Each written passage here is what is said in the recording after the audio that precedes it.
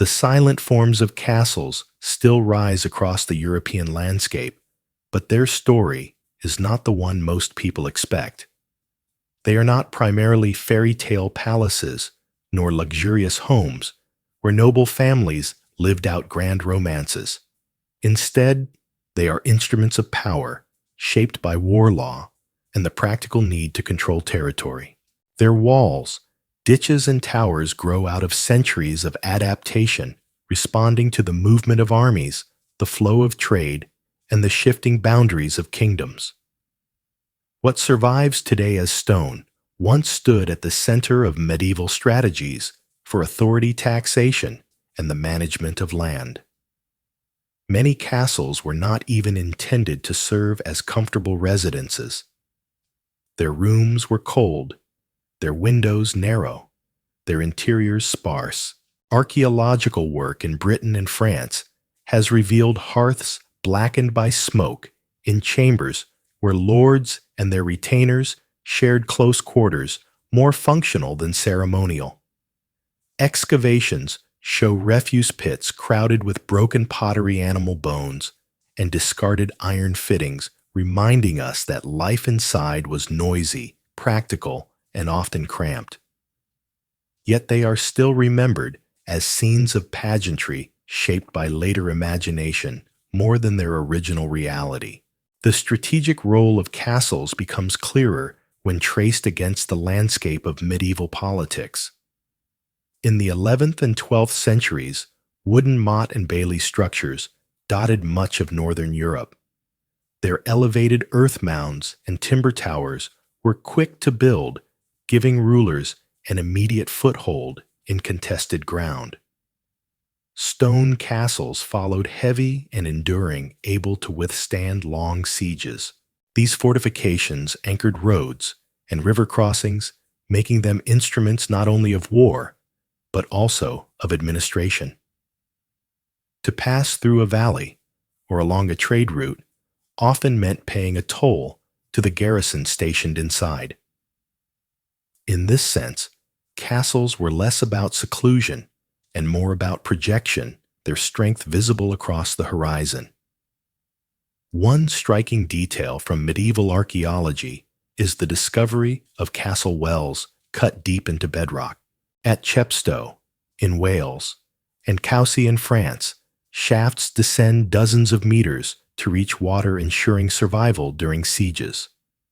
These wells are feats of quiet engineering, rarely remarked on in chronicles, but crucial to endurance. The presence of grain stores, bread ovens, and workshops within castle walls speaks to the reality of long months of isolation under siege conditions. The romantic vision of feasting halls exists, but evidence shows these spaces were as much for administration and hospitality as for splendor. Documents record disputes settled at benches beneath vaulted ceilings, where scribes wrote decisions that reached farmers and villagers far beyond the walls. Some mysteries remain.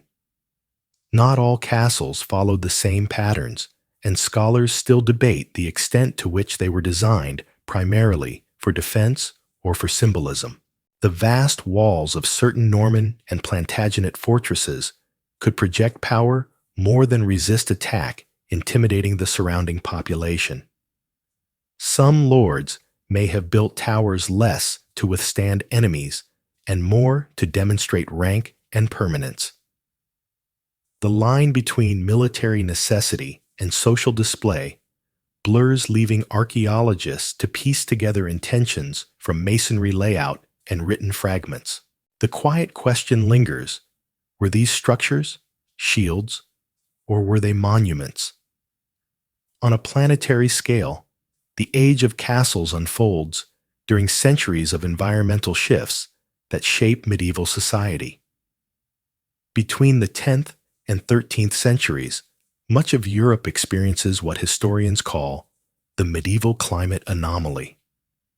Summers grow warmer, winters milder, allowing for longer growing seasons and expansion of farmland into higher elevations. Populations increase, villages spread, and rulers seek new ways to consolidate authority.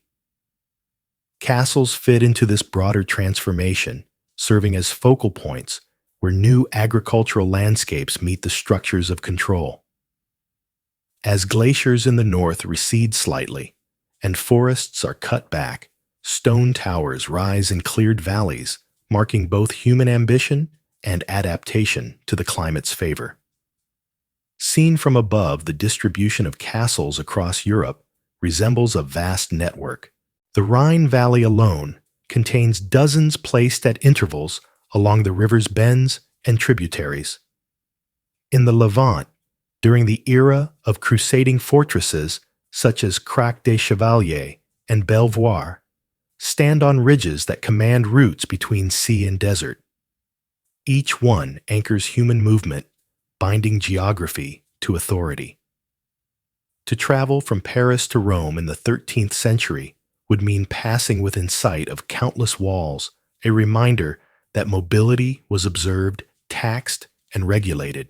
The scale of this network stretching from Ireland to Syria shows how deeply castles are woven into medieval life.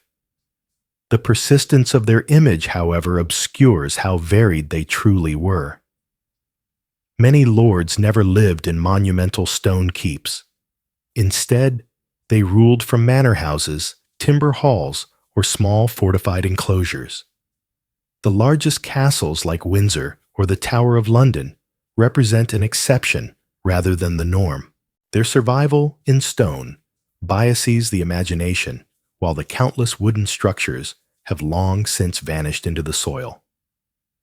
Archaeological traces, post-hole soil, discolorations, remnants of ditches reveal these lost strongholds. They remind us that medieval power was not uniform, but scattered in gradations from earth and wood enclosures to massive citadels. The daily rhythm inside these walls was more ordinary than imagined. In some castles, accounts record the presence of bakers, brewers, smiths, and scribes all employed to keep the household functioning. Children grew up inside walls that were as much workplaces as residences. Dogs and livestock occupied courtyards, and carts rattled across cobblestones delivering grain and firewood. Even in the grandest structures, warmth was scarce. The chill of thick stone, endured through seasons and tapestries, served as insulation as much as decoration.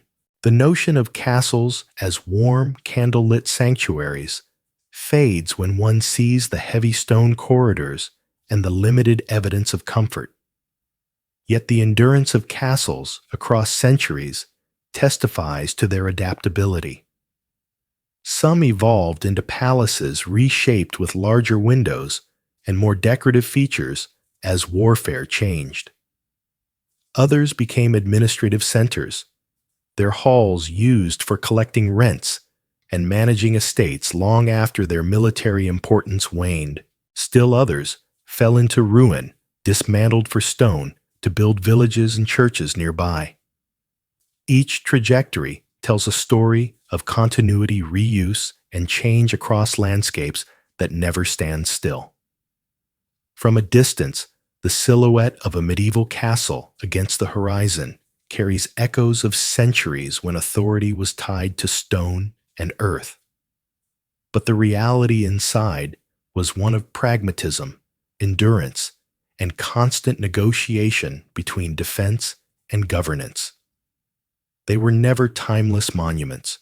They were solutions to problems shaped by climate warfare and population growth. What survives now is only the hardest part of their existence, the stones that resisted both time and weather, while the living reality of noise, labor, and administration has faded into soil and record. Knights occupy a prominent place in the collective imagination, often pictured as armored figures riding across battlefields sworn to codes of chivalry and glory. Yet the reality of their daily existence is quieter, more anchored to land and obligation than to constant combat. The medieval knight is above all a member of a social order, bound by service to a lord, responsible for managing estates, and occupied with the long process of training, maintenance, and duty. While tournaments and crusades feature in records, they represent moments rather than the totality of a knight's life. Archaeological and written evidence paints a picture less of endless battle and more of routine shaped by landholding law and the seasonal cycles of the medieval countryside. Training begins early. Boys of noble families are often sent to serve as pages in the households of greater lords, where they learn riding, hunting, and the use of arms. By adolescence, they advance to the rank of squire, attending a knight in daily duties, carrying shields, and caring for horses. These years of apprenticeship instill discipline and physical skill, but also knowledge of etiquette, service, and administration.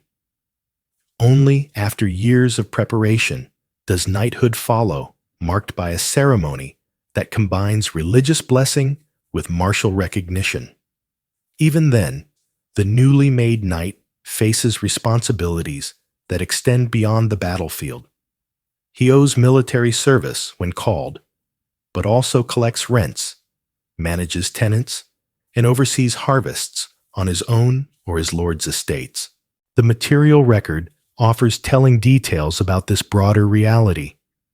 Excavations at manorial sites often reveal forges and stables, rather than armories brimming with shining equipment. The upkeep of horses and armor demands resources and skilled labor. Evidence from documentary sources shows knights frequently borrowing money to maintain their gear, underscoring how costly the image of martial readiness could be. The bones of war horses unearthed in England and Germany demonstrate selective breeding for strength and endurance animals that required constant care. Their stables, fodder, and grooms were as essential to knighthood as the lances and swords that define its legend. One lesser-known detail of knightly life lies in their roles as local justices. Many were charged with presiding over disputes, collecting fines, and enforcing laws on behalf of their lords or the crown. Charters and court rolls survive in which knights appear not as warriors, but as scribes, witnesses, or judges. In some cases, their signatures confirm the resolution of land disputes or inheritance claims. The pen and seal were as much tools of their authority as the sword. Daily duties often tied them more closely to parchment and plow than to battlefield glory. Mystery continues to surround the code of chivalry so often associated with knights. Later, romances describe elaborate ideals of loyalty, honor, and defense of the weak, but historians debate how widely these were practiced in earlier centuries. Was chivalry an actual lived ethic, or was it a literary construction designed to shape reputation and inspire patrons? Surviving documents reveal both harsh realities, knights participating in raids, extortion, and violence, and occasional gestures of mercy or generosity. The gap between the poetic descriptions of noble conduct and the archival evidence of daily behavior leaves open questions about whether the chivalric ideal guided actions or served more as a distant aspiration. Placed in planetary context, the era of the knight coincides with shifts in climate and demography that shape Europe between the 11th and 14th centuries. The earlier warmth of the medieval climate anomaly supports agricultural expansion, while the later onset of the Little Ice Age shortens growing seasons and increases vulnerability to famine. Knights dependent on revenues from land feel these changes directly. Their incomes rise with surplus harvests and contract when yields fail. As populations grow, new towns and markets develop, and knights are drawn into networks of taxation and credit. The rhythms of agriculture and climate set the limits within which their martial identity operates. The scale of knightly presence across medieval Europe is vast. From the castellans of Normandy to the mounted warriors of Hungary, the institution spreads across thousands of kilometers, linked by shared practices of mounted combat and feudal obligation. A mounted journey from London to Prague in the 13th century would cross lands where knights serve as both guardians and tax collectors, maintaining roads, escorting travelers, and defending strongholds. Their presence creates a web of obligations that ties together regions into larger political entities. The knight is less an isolated figure of romance and more a node in a dense network of service and landholding that stretches across the continent. Yet within this framework, the knight's life remains marked by routine. Records of provisioning reveal orders for salted meat bread and ale, feeding households of retainers and servants. Accounts list repairs to harnesses, replacement of horseshoes, and wages for grooms. Training in weaponry occurs regularly, often in the form of practice jousts or mock battles. But these are spaced across months, not daily realities. The image of constant readiness fades into one of steady preparation, maintenance, and waiting for the rare occasions of conflict. Even during campaigns, much time passes in marches, encampments, and negotiation rather than in battle itself. The contrast between literary image and material reality continues to shape perception. Epic poems and romances, from the Song of Roland to the Arthurian cycle, present knights as exemplars of valor and adventure. These texts travel widely, influencing both medieval and later imaginations. Yet archaeology grounds these ideals in a different texture: fragments of spurs, bits of chainmail, the remains of rural manors, where knights lived not as heroes, but as landholders with pressing economic concerns. Between the surviving armor displayed in museums and the soil that yields humble iron tools lies the complexity of their world. Over time, the role of knights evolves.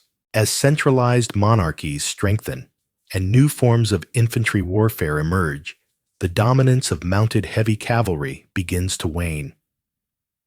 Firearms and longbows challenge the supremacy of armored riders. Some knights shift more toward courtly and administrative roles, while others decline in status, blending into the broader gentry. The persistence of their image, however, continues to overshadow these changes. Even as their function alters, the knight remains a symbol rooted more in memory and literature than in the precise realities of medieval service. Seen from a distance, the knight is less a solitary warrior and more a reflection of the systems that sustain him: land labor law and lineage.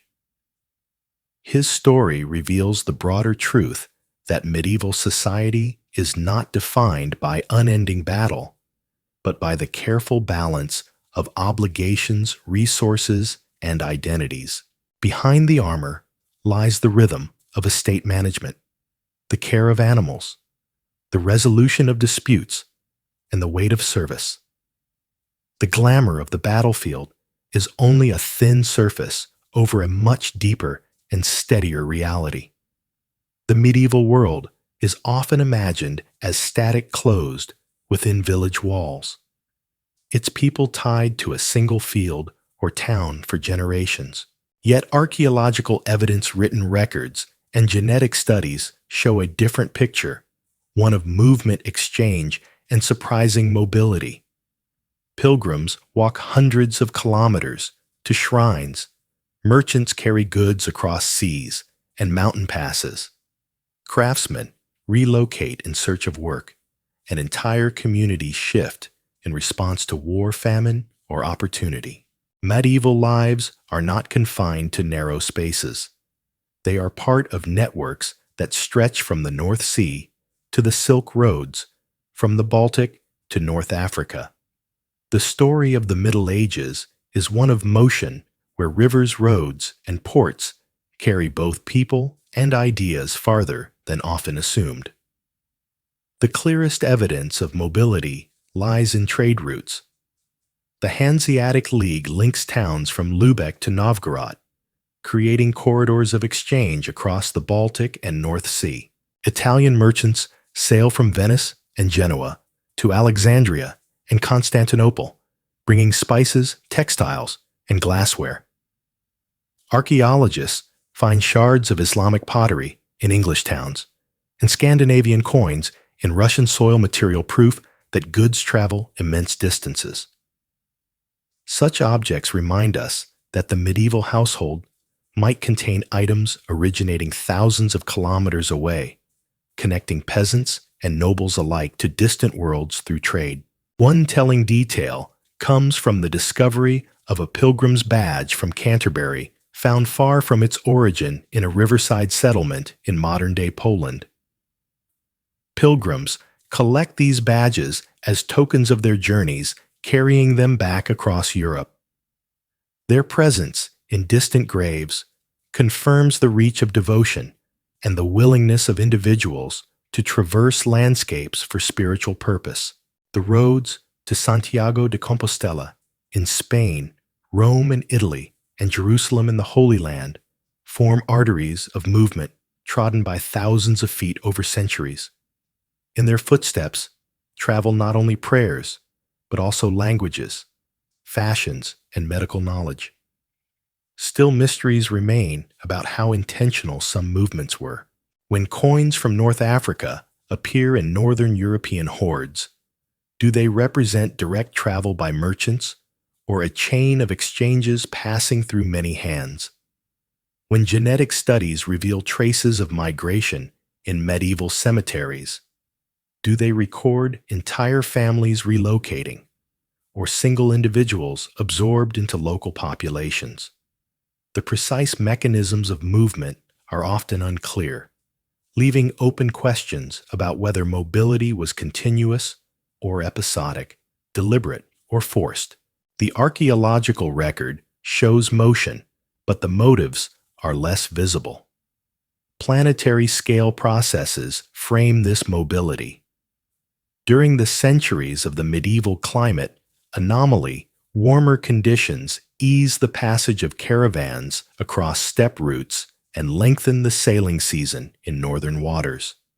Favorable winds and currents carry ships farther, while rising populations stimulate demand for new goods. Later, as the Little Ice Age begins, harsher winters and shorter growing seasons push communities to seek alternative lands and markets. In both warm and cold phases, the climate sets boundaries and opportunities for movement, channeling people along certain paths and closing others. The scale of medieval mobility is striking. A merchant from Lübeck might sail to London, then continue to Bruges, covering distances comparable to those between modern capitals. Crusaders march thousands of kilometers to the eastern Mediterranean, leaving behind charters and contracts that secure their lands during absence. Students travel between universities, Paris, Bologna, Oxford, spreading not only scholarship, but also family connections across regions. Even peasants, sometimes imagined as bound to soil, appear in manorial records, moving between estates, seeking better terms, or escaping poor harvests. The reach of these movements extends farther than commonly imagined, creating a Europe in motion rather than one at rest. Archaeology deepens this image. In Scandinavia, walrus ivory from Greenland is carved into chess pieces and church ornaments. In the eastern Mediterranean, glass from Syria is found in rural European contexts. In West Africa, cowrie shells imported from the Indian Ocean eventually appear in markets touched by trans-Saharan trade that later intersects with European contact. Each object tells of journeys that cross seas and deserts, linking distant climates and cultures into subtle networks of exchange. To hold such a fragment in a modern excavation is to glimpse the vast distances traversed in medieval hands. Daily life is shaped by this motion, even in the most modest villages. New crops, rice, citrus, and sugarcane arrive through contact with the Islamic world, altering diets.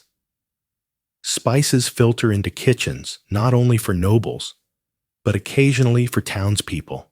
Cloth woven in one region is dyed in another, and worn in yet another, spreading techniques and tastes across frontiers. The exchange is not only of goods, but also of techniques. Irrigation systems, navigational skills, and architectural methods migrate with people adapted to new landscapes. In this sense, medieval Europe is not sealed, but porous, always in dialogue with distant horizons. The imagination of the period also records this mobility. Travel narratives describe journeys to Cathay, to the lands of Prester John, or to the pilgrimage centers of the Holy Land. While some accounts are embellished, they reflect a reality that people do indeed cross desert seas and mountains, bearing stories that enrich the sense of the world's scale. These narratives contribute to a collective awareness of horizons far beyond the village or castle. They inspire maps that, though imprecise, demonstrate a consciousness of interconnected worlds. Yet mobility brings risks as well as opportunities. The spread of the Black Death in the 14th century follows trade routes moving from ports along the Black Sea to Mediterranean harbors, then inland along river valleys and roads. The very networks that carry grain, textiles, and ideas also transmit disease. In this way, the flows of people and goods link communities in vulnerability as much as in prosperity. The scale of mortality underscores how deeply interconnected regions have become, with a single bacterium traveling farther than any army. Still, the resilience of medieval society shows in how these roots continue even after catastrophe. Merchants return to ports, pilgrims resume journeys, and scholars again move between schools. The persistence of mobility testifies to its central role in sustaining life, knowledge, and economy. Even in hardship, the impulse to move, trade, and connect endures, shaping the course of centuries. Seen as a whole, the medieval world is not a landscape of isolation, but one of circulation. From the ships that ply the North Sea to the caravans that cross the Levant, from the students debating in Paris to the farmers adopting new crops, motion defines the age. The evidence lies in the coins, the pottery, the bones, and the words left behind. To understand the Middle Ages is to see not stillness, but flow, not confinement, but movement across vast distances. The roads, rivers, and winds that guide medieval lives continue to remind us that human history is written in paths, journeys, and exchanges that stretch across continents. The presence of the medieval church is often remembered through cathedrals, ceremonies, and doctrines, but its quieter influence lies in the maintenance of everyday knowledge. Monasteries, priories, and cathedral schools act not only as spiritual centers, but also as repositories of calendars, agriculture, medicine, and local record-keeping. Far from being an age of intellectual darkness, the medieval period witnesses the preservation and transmission of information that allows communities to farm, heal, and navigate the rhythms of the year. The church becomes both a religious authority and a custodian of practical skills that touch the lives of peasants and nobles alike. Within monasteries, scriptoria hum with the copying of manuscripts. While some texts are theological, others are works of natural science, astronomy, and medicine inherited from classical authors. In the libraries of Monte Cassino, Cluny, and Canterbury, monks preserve writings of Galen Pliny and Isidore of Seville. Their careful labor, often by candlelight, ensures that knowledge of herbs treatments and cosmology is not lost. Manuscripts include calendars marking feast days, but also recording lunar cycles, eclipses, and the timing of agricultural tasks. In their margins appear practical notes, weather observations, unusual animal births, and the dates of storms that anchor universal learning to local life.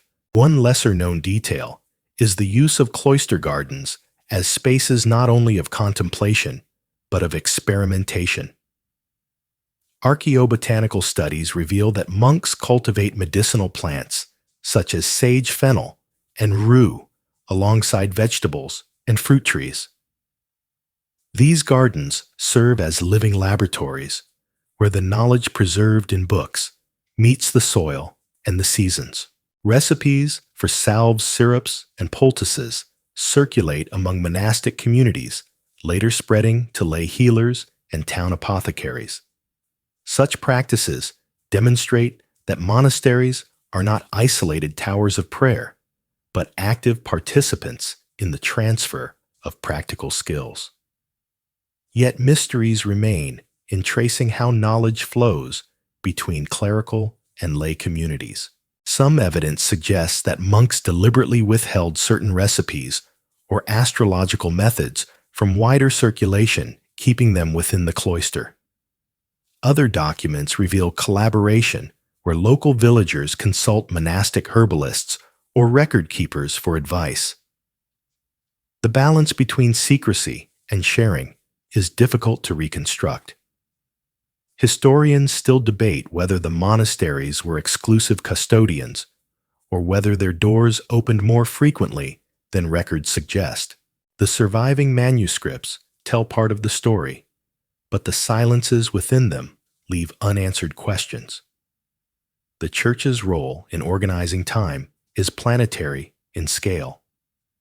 By setting the rhythm of feast days, fasts, and liturgical seasons, it structures the year for millions across Europe.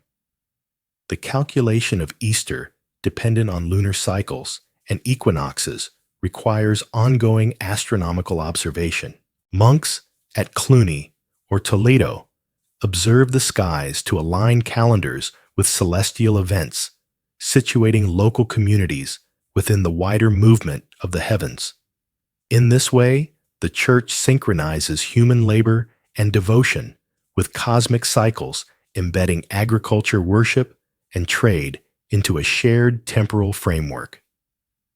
The bell towers of monasteries mark hours that guide not only prayers, but also the pace of village work and market schedules. The scale of this influence is vast. From Iceland to Sicily, church calendars guide planting, harvest, and fasting, creating a continent-wide rhythm of activity. Pilgrims moving between shrines carry with them both devotion and knowledge of timing, spreading awareness of feast days across regions. As new crops, such as buckwheat or millet, enter Europe, they are woven into these established cycles, showing how agricultural adaptation blends with spiritual order. The reach of clerical knowledge thus extends from parchment and cloister into every field and kitchen. Archaeology further illuminates this role. At sites such as Glastonbury and Fulda, excavations uncover fish ponds carefully engineered by monks to ensure a steady supply of protein during fasting periods. These ponds demonstrate both ecological management and adherence to dietary rules. In the granaries of Cistercian abbeys, charred grains preserved by accidental fires reveal storage methods that protect communities against famine. The scale of these operations rivals that of secular estates, underscoring how monasteries function as economic as well as spiritual centers. They are engines of production, distribution, and stability, within a changing world. The written records of monastic chroniclers add another layer. Annals, from Irish, French, and German houses, note eclipses, comets, and famines with regular precision. These observations, though framed by religious interpretation, serve as data points for modern climatology, helping to reconstruct volcanic eruptions and weather anomalies. In this sense, the clerical habit of recording all things, whether cosmic or mundane, becomes an unintended contribution to long-term planetary science. Their concern for order, rooted in theology, leaves traces that now inform understandings of Earth's climate systems. Yet the influence of the Church on everyday knowledge is not uniform. Regions beyond the strongest reach of monastic orders rely more heavily on oral tradition, local healers, and seasonal observation. The interplay between written and spoken knowledge remains a subject of debate. Did clerical records dominate rural life, or did they merely intersect with traditions that existed independently? The boundaries blur as archaeological evidence of folk practices sometimes appears alongside monastic artifacts, suggesting a coexistence rather than a replacement of one system by another. In towns, the Church's educational role expands. Cathedral schools develop curricula that combine grammar, rhetoric, and logic with arithmetic, geometry, astronomy, and music, the quadrivium and trivium. These subjects provide not only clerical training, but also practical skills for administration, architecture, and medicine.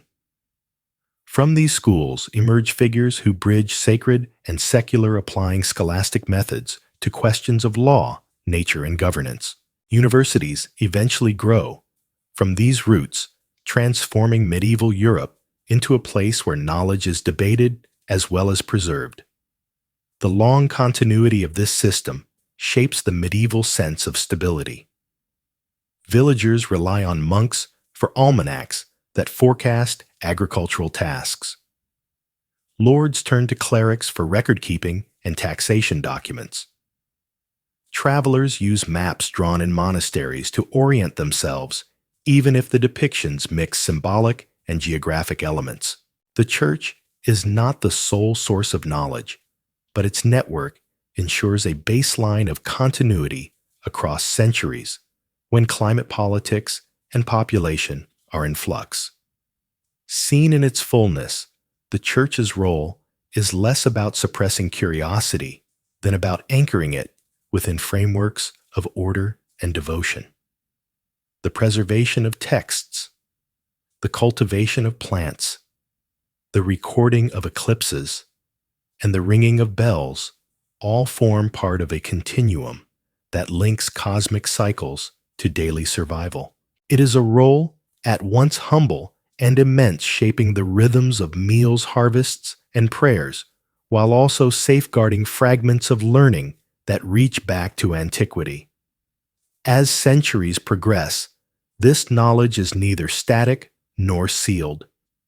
It adapts to new encounters with Islamic science, Jewish scholarship, and classical rediscoveries, weaving these influences into Christian frameworks.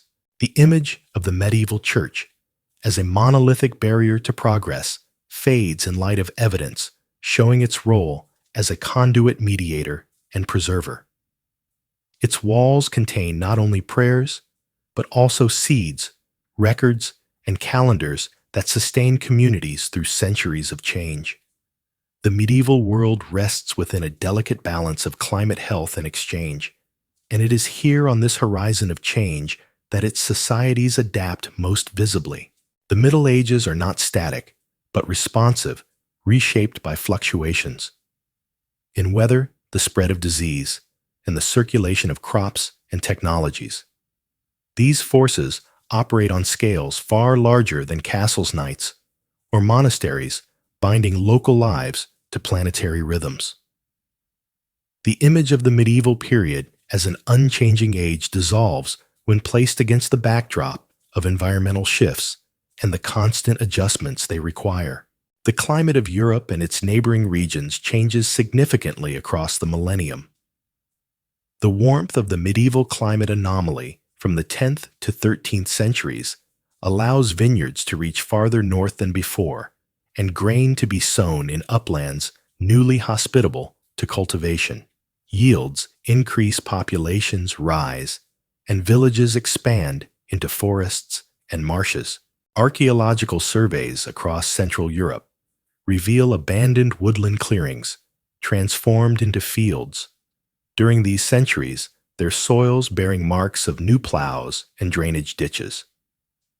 In contrast, the onset of the Little Ice Age around the 14th century shortens growing seasons, brings harsher winters, and heightens the risk of famine. Written chronicles describe frozen rivers in years, when trade routes across water are halted, while tree ring studies confirm the narrower growth that reflects colder seasons. Climate remains the silent actor shaping abundance and scarcity alike.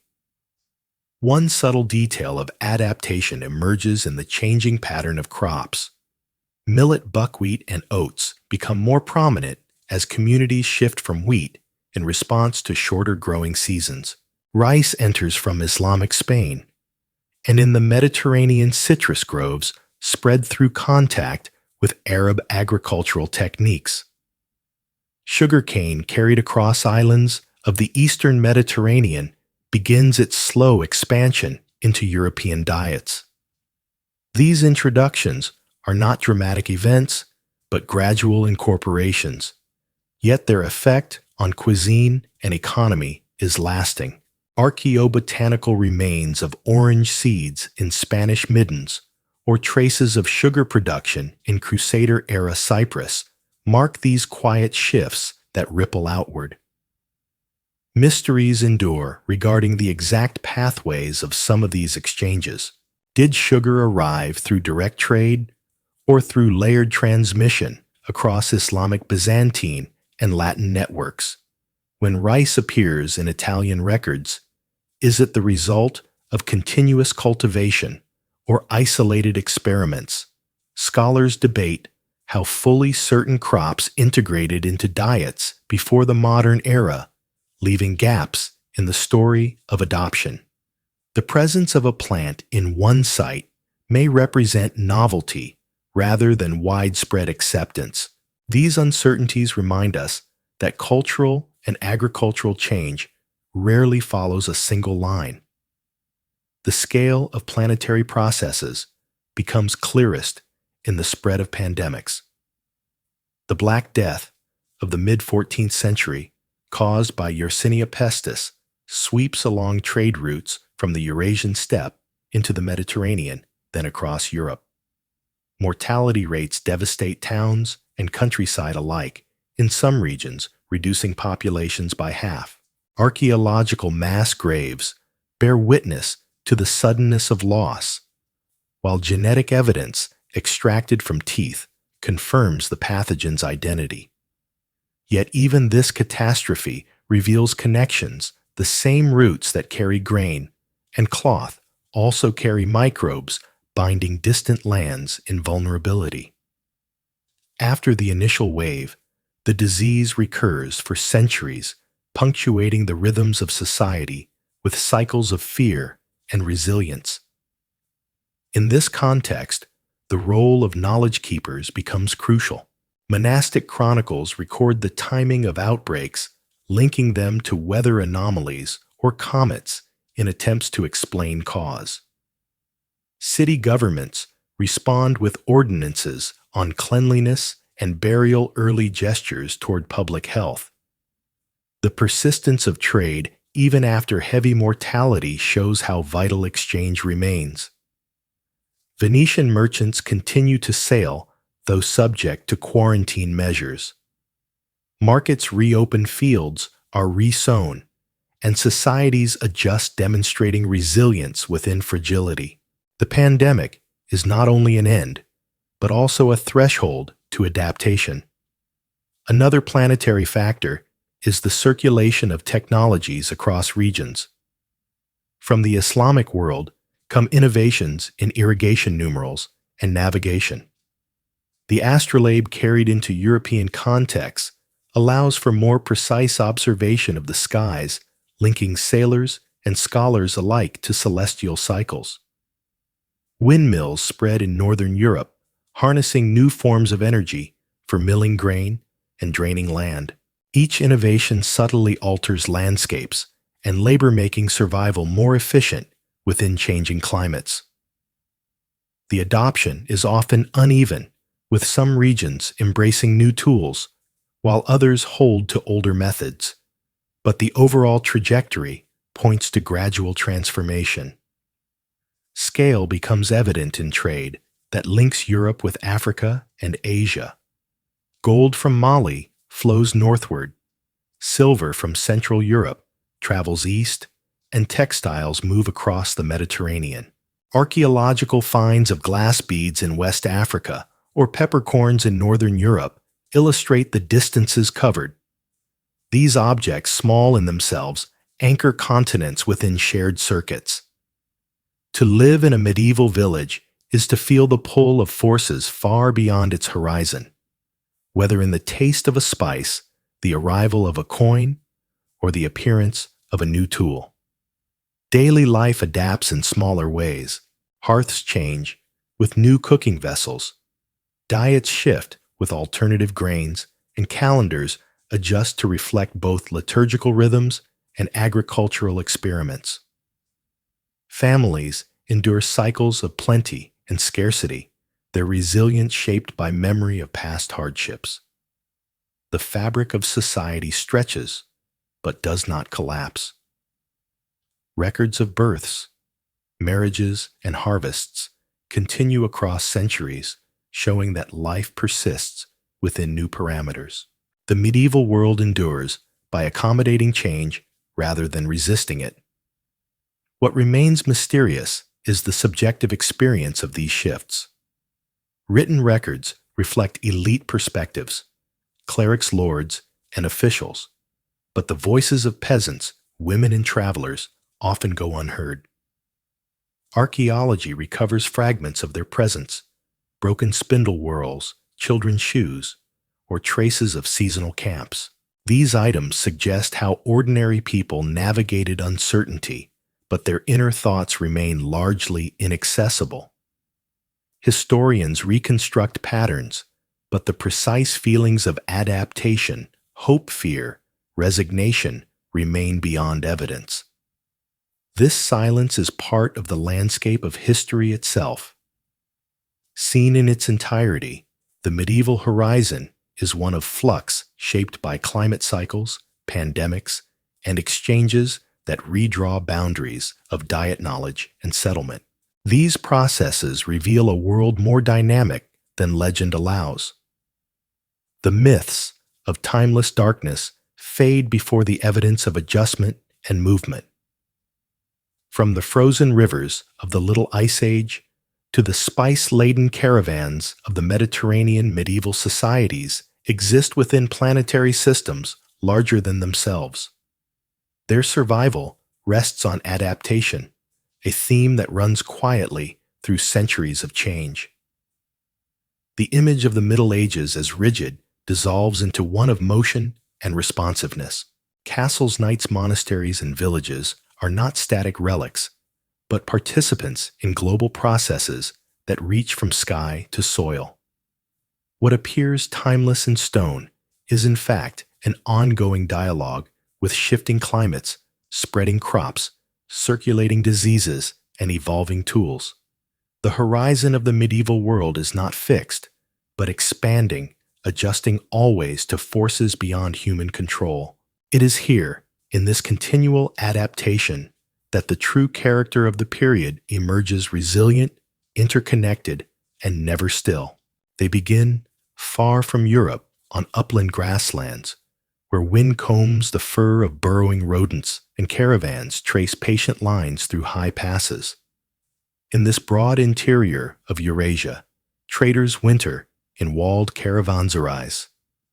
Herders follow the spring green up, and small predators hunt across gravel fans and feathered steppe.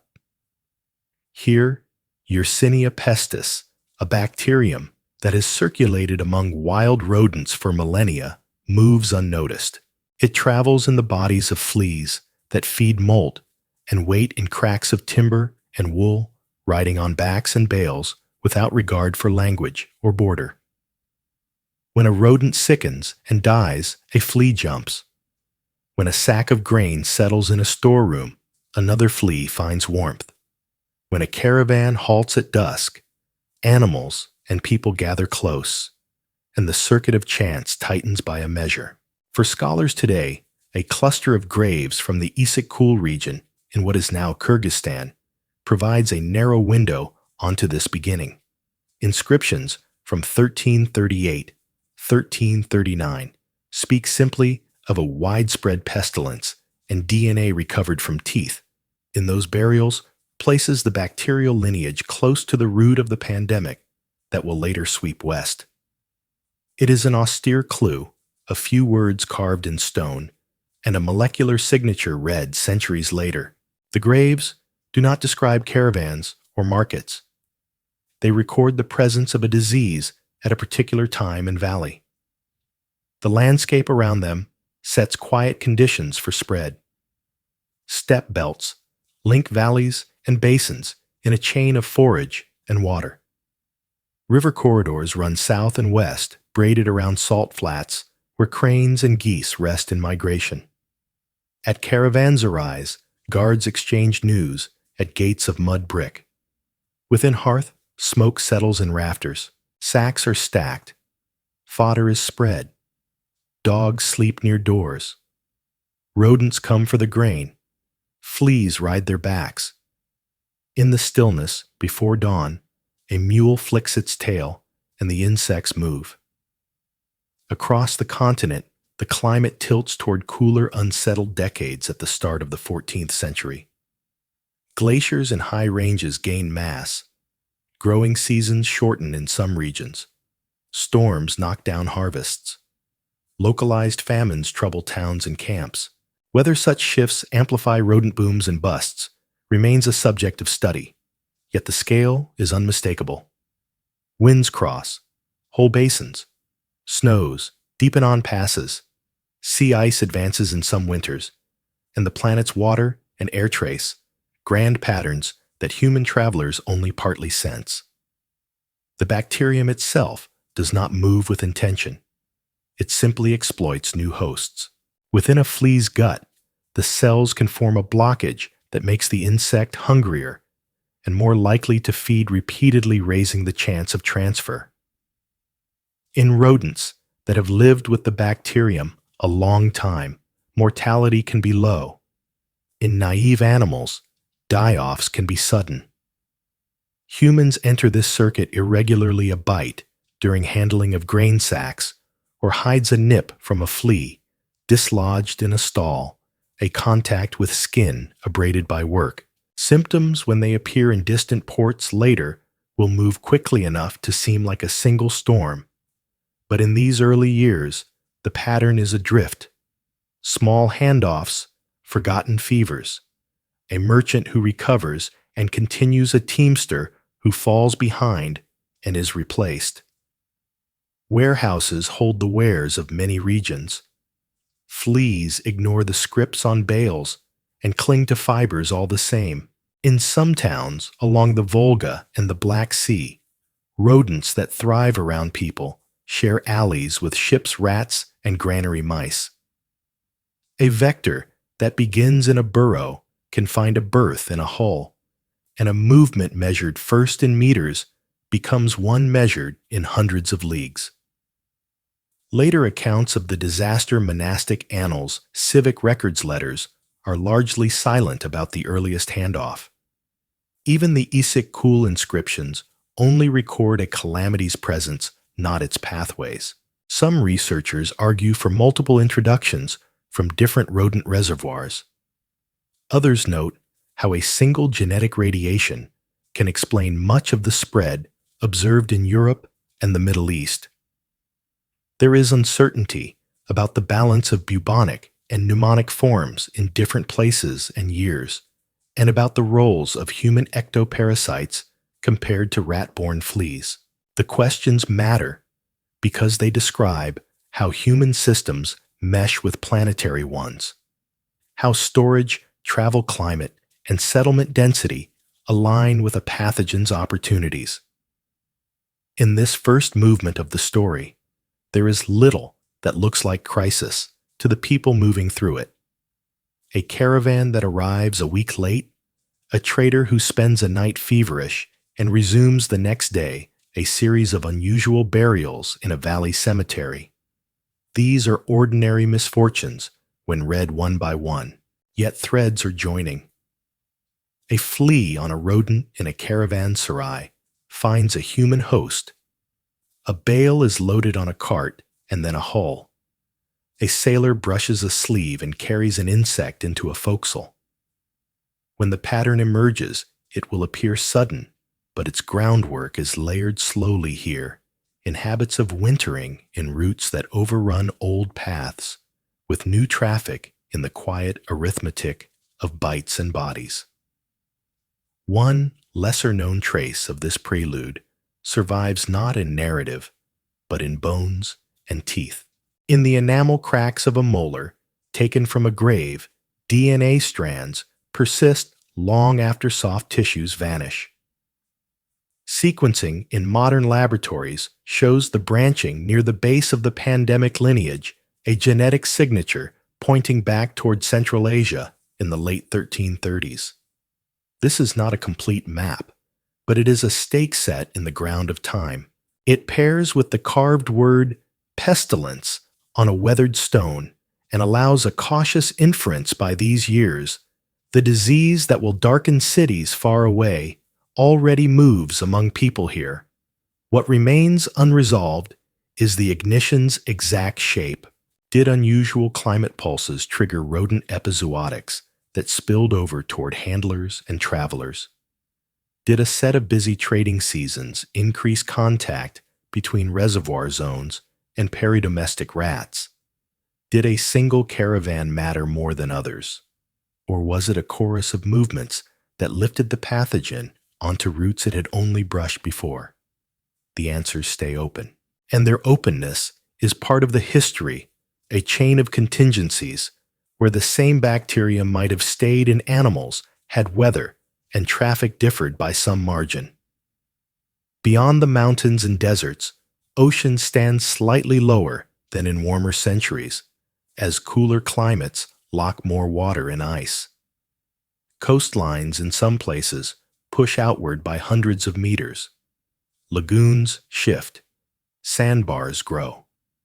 Ports adjust to channels made seasonally shallower by silt and storm. In such settings, ships load and unload more often in small boats, spreading men and goods among quays and warehouses. Each transfer is a chance for a flea to find yet another host. The planet continues its larger cycles, the slow turn of currents, the advance and retreat of snow lines, the rise and fall of grasses, while along a few threads of these cycles, the bacterium learns the outlines of human geography. By the time chroniclers in Mediterranean ports describe crews arriving ill and cargoes handled in haste, the road behind those ships is already long. It runs from rodent burrows in frost-rimmed basins to market sheds that smell of cumin and wool, from stone-walled inns to river ferries, from high pasture to low key. The people within this road maintain the routines that make travel possible: watering animals, tallying loads, mending harness, and sail. Those routines, steady and unremarkable, provide the constancy a pathogen needs. Nothing announces itself as the beginning of a cataclysm. There is only the hum of commerce and the winter wind, the scrape of a door at night, the rustle of grain, the touch of an insect that weighs almost nothing. From such light contacts, the great wave will be built. And in this quiet, the story of the Black Death first takes its shape. Caravans wind across the great trunk routes of Asia. bearing bolts of silk sacks of grain, ingots of silver, and spices that still hold the warmth of southern sun. The travelers form long lines, camels shifting under bells, mules stepping with padded hooves, horses carrying guards and messengers. With them comes the unseen cargo of fleas and their bacterial passenger, which now finds itself folded into patterns of trade. These caravans are lifelines for distant cities. They connect Mediterranean ports to Chinese markets, steppe camps to Persian bazaars, monasteries to desert oases. The rhythm is regular, with wintering stops and spring departures, a schedule etched in climate and terrain. Each stop gathers people close in caravanserais, fortified inns, where smoke curls above walls, where animals are corralled, and where stores are piled high. Here, the environment favors rodents seeking food scraps and warmth. Their fleas cross thresholds unnoticed, and the flow of goods ensures they rarely stay still for long. The journey is both arduous and steady. A merchant knows the sequence of wells, the resting stations, the towns with physicians, the villages with fodder. He may recall a fellow traveler who fell ill a season earlier and was buried without ceremony along the roadside. Such memories blend with the hazards of storms, raids, or hunger. Illness is one among many risks, and unless it sweeps through a whole caravan, it remains a minor detail. Yet, when repeated across dozens of caravans, small incidents accumulate, carrying the bacterium further along each branch of the route. In the 14th century, these highways of commerce thicken with traffic. Mongol domains once provided a broad order across Eurasia, ensuring relative safety for long-distance trade. Cities flourish at intersections where tolls are gathered and markets expand. Goods and ideas flow in greater volumes, and along with them, pathogens find steady passage. The pulse of commerce is planetary in scale. Silver mined in Central Asia fuels coinage that circulates in the Middle East. Spices picked in islands months away. Flavor bread in European kitchens. Furs harvested from northern forests warm the shoulders of officials in distant capitals. The plague rides invisibly along this exchange, a passenger without intention, yet perfectly suited to exploit it. Modern scholars debate whether the spread was sudden or whether waves of localized outbreaks moved gradually outward. Some evidence suggests repeated introductions from Asian reservoirs into Europe and the Middle East, while genetic reconstructions indicate a single expansive radiation. Both models imply caravans as vital threads, whether through one decisive transmission or many smaller handoffs. What remains certain is the convergence of vectors fleas from rodents in interior Asia meeting peridomestic rats around warehouses, then transferring to human populations in ways that depend on density and contact. A lesser-known detail rests in the inventories of goods themselves. Records from trading houses show not only luxury items, but humble wares: woolen cloth, hemp rope, dried beans, millet, and hides. Each material can harbor fleas. Cloth provides warmth. Rope offers crevices. Grain attracts. Rodents' hides retain fur. These ordinary commodities, far more numerous than gems or silk, make the perfect vehicles for infection to leap unnoticed across landscapes. In considering these exchanges, it is worth reflecting on scale. A journey from Kashgar to Tabriz spans thousands of kilometers greater than the distance from Paris to Moscow. Yet merchants accept the months of travel as the cost of profit. They trace routes with the patience of seasons, stopping at rivers swollen with snowmelt, halting in gorges where landslides narrow the way. In this patience, The plague advances not in a single rush, but in the slow cadence of trade stretching tendrils that will reach every corner of the known world. The atmosphere in caravanserais reflects both bustle and stillness. At dusk, animals settle guards, check gates, and merchants tally accounts by lamplight. In corners, sick beasts cough. In alleys, rodents skitter. The fleas that move in this twilight are invisible companions of empire. Their spread is as certain as the clang of harness in morning. For the travelers, the world seems vast yet known.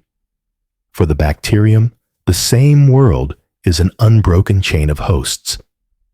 By the mid-14th century, chroniclers in cities as distant as Baghdad, Constantinople, and Messina will note the sudden arrival of plague.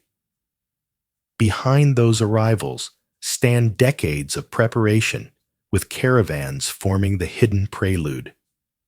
The precise moment when the disease shifts from background hazard to continental disaster remains elusive. Did one caravan bring a cargo unusually dense with infected rodents? Did a convergence of weather and famine weaken populations and open pathways? Did traders meeting at Black Sea ports amplify the exchange? The answers remain unresolved, but the questions show how interwoven human systems and natural forces become in these years. Climate swings push herders to move more livestock. Political shifts redirect caravans towards safer routes. Merchants consolidate warehouses near ports. Each decision, pragmatic in its context, also serves as a stage for plague to advance.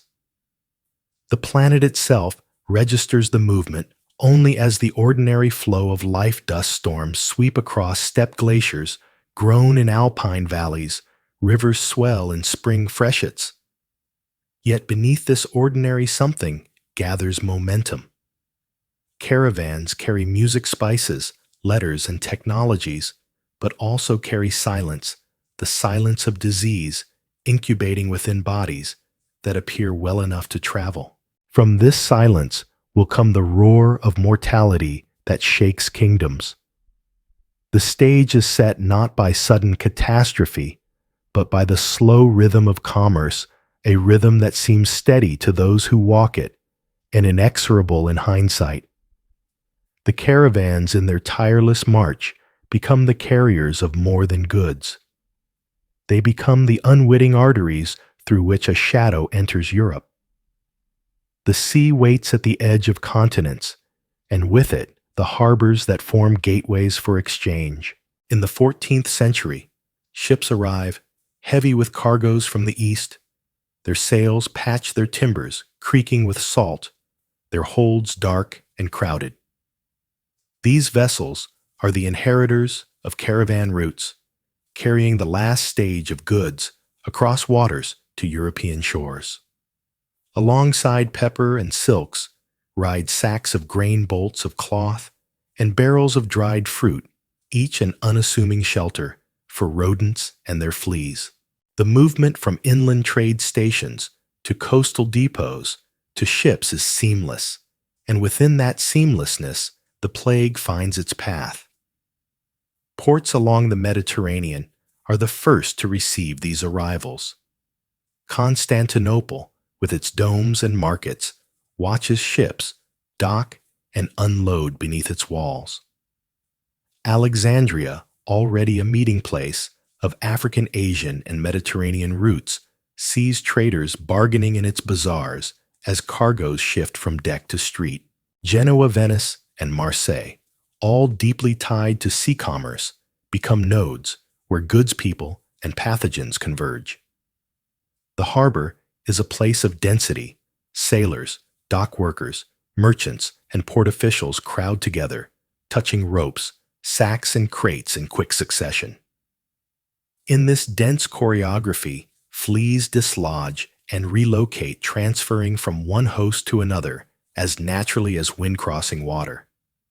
The exact sequence of introduction remains a mystery. Some chronicles describe ships from the Black Sea arriving with crews already sick or dead, their cargoes quarantined too late.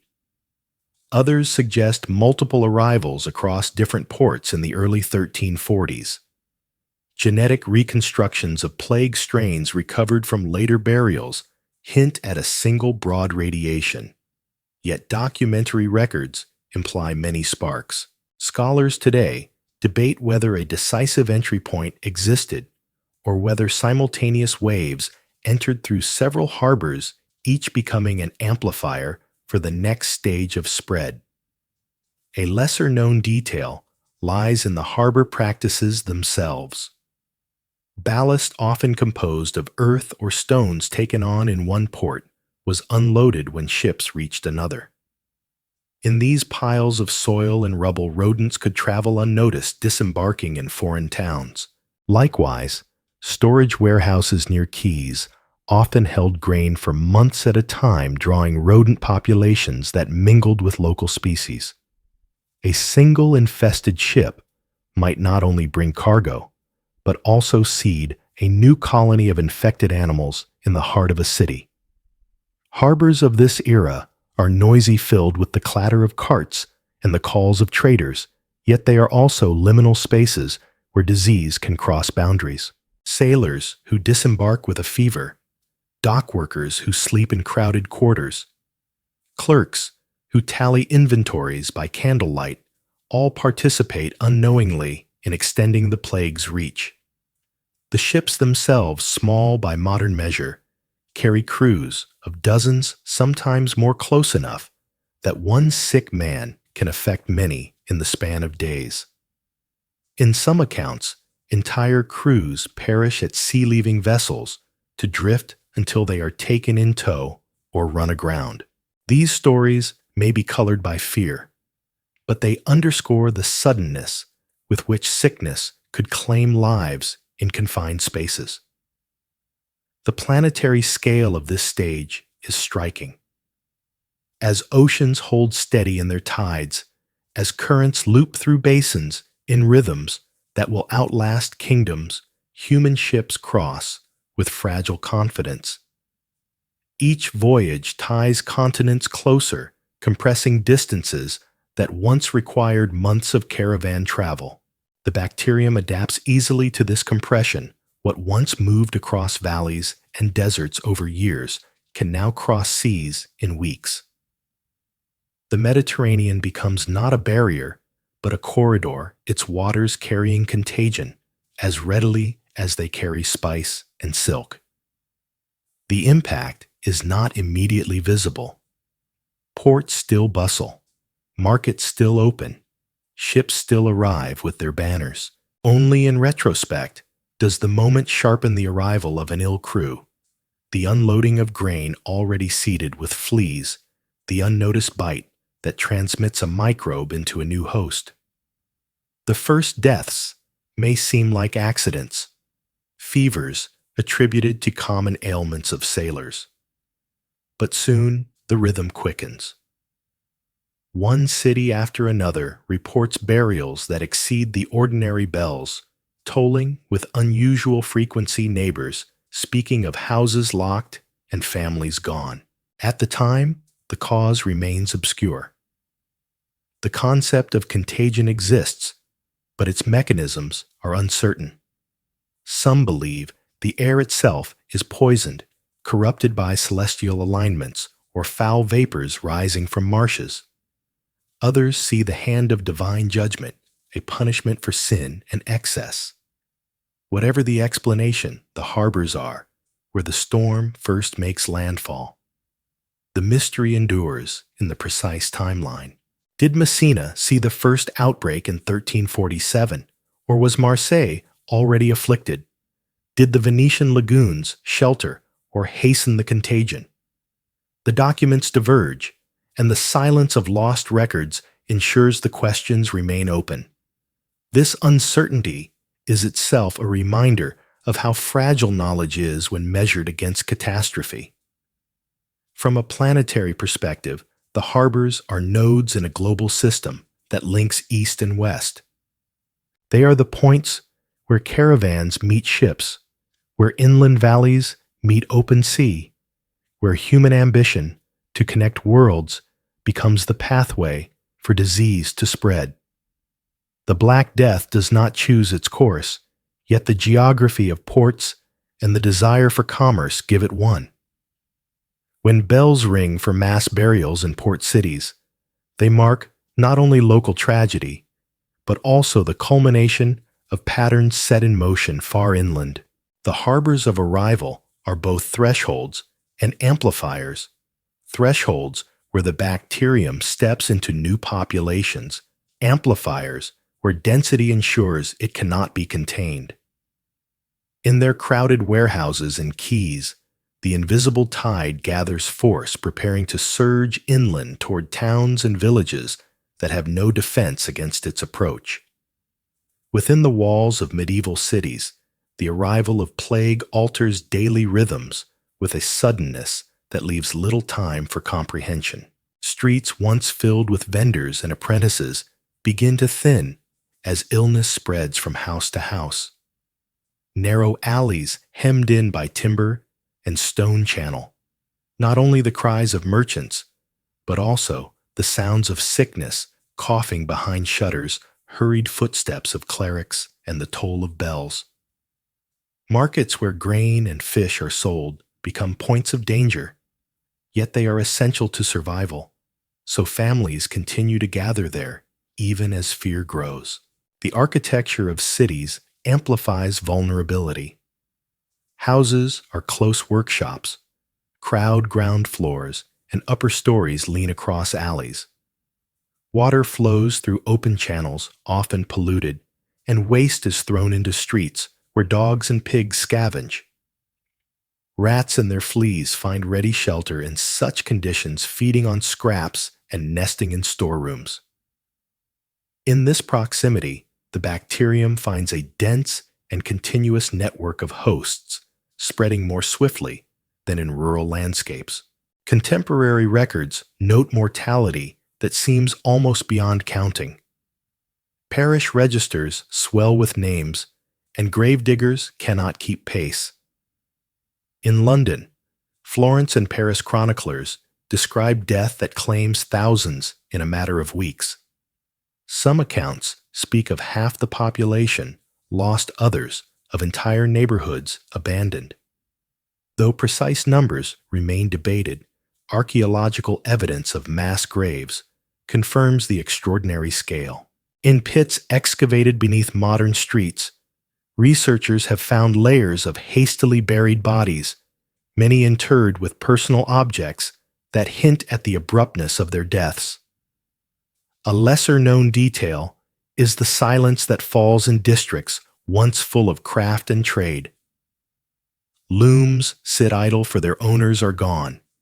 Bakers' ovens cool as apprentices succumb. City gates, usually guarded and bustling, may hang open with no one left to bar entry. Animals wander untended, scavenging where they can. Such details, often overlooked in grand chronicles, reveal the depth of disruption in ordinary life. The mysteries remain profound. Why some districts suffered more heavily than others is not fully explained. Some scholars argue that local climate variations or rodent populations shape the severity, while others note the role of human lice and fleas as potential vectors. The form of plague, whether primarily bubonic, pneumonic, or septicemic, varied in ways still debated, producing mortality patterns that confuse even modern epidemiologists. What is clear is that cities with their density served as accelerants, where once introduced, the contagion could spread with devastating speed. From a planetary view, these outbreaks are episodes in a larger system of human settlement. Urbanization is itself a milestone in human history, a gathering of people and resources in concentrated spaces that create prosperity but also risk.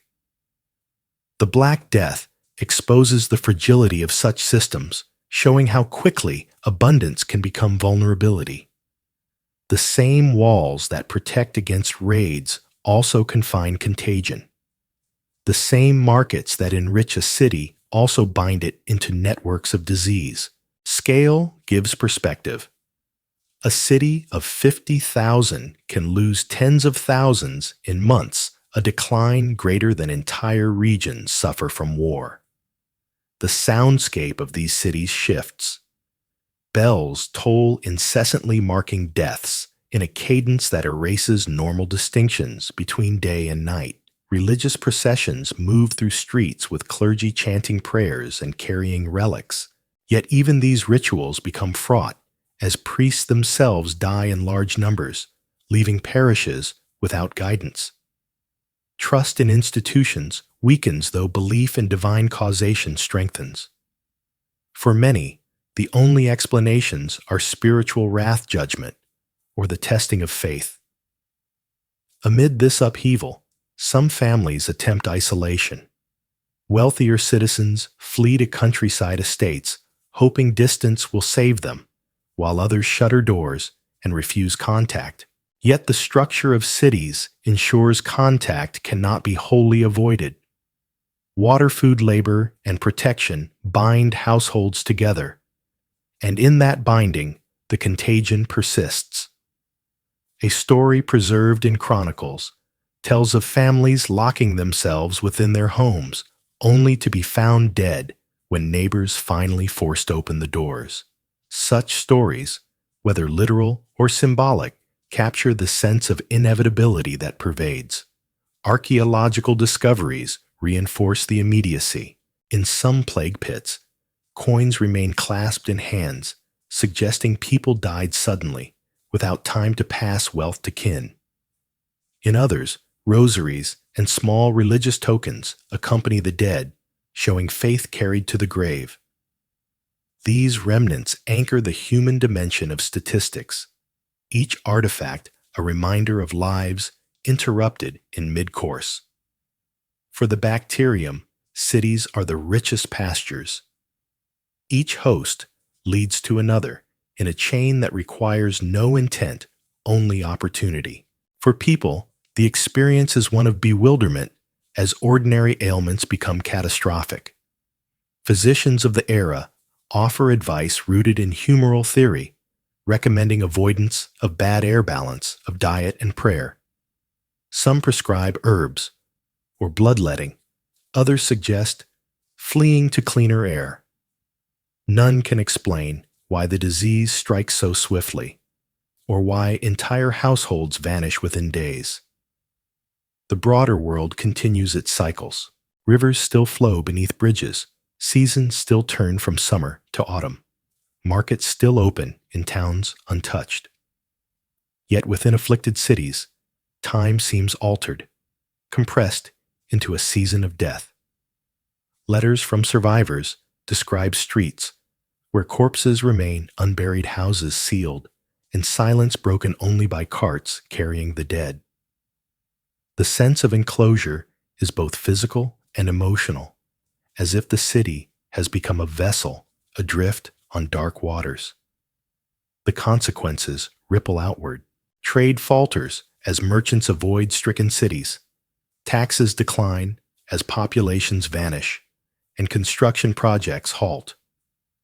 In the aftermath, some cities recover slowly, while others see lasting shifts in demographics and economy.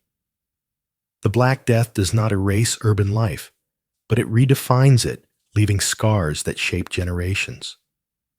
When later chroniclers record these years, they emphasize the scale and the strangeness, noting how ordinary order collapsed under the weight of mortality. From the perspective of history for sleep, the lesson is quiet but enduring. In the close quarters of cities, human ambition and human vulnerability coexist. And in times of crisis, that proximity determines fate. The plague's passage through medieval towns is not only a story of death, but also of the structures that enabled life until they became conduits of disaster. Beyond the walls of cities, the plague spreads outward into villages scattered across fields and valleys, and here its impact is measured in silence. Where once the air held the sound of livestock, the ringing of church bells, and the hum of tools in cottages' absence now dominates. Rural settlements are vulnerable in different ways than towns less dense, but less protected, with fewer physicians and limited means of support. When the disease enters, often carried by traders, pilgrims, or refugees, it can sweep through entire hamlets, leaving behind abandoned hearths and fields left unplowed. Chronicles describe villages found deserted houses still standing, but empty doors open to the weather and possessions left where they were last used. Archaeological surveys across Europe confirm patterns of depopulation.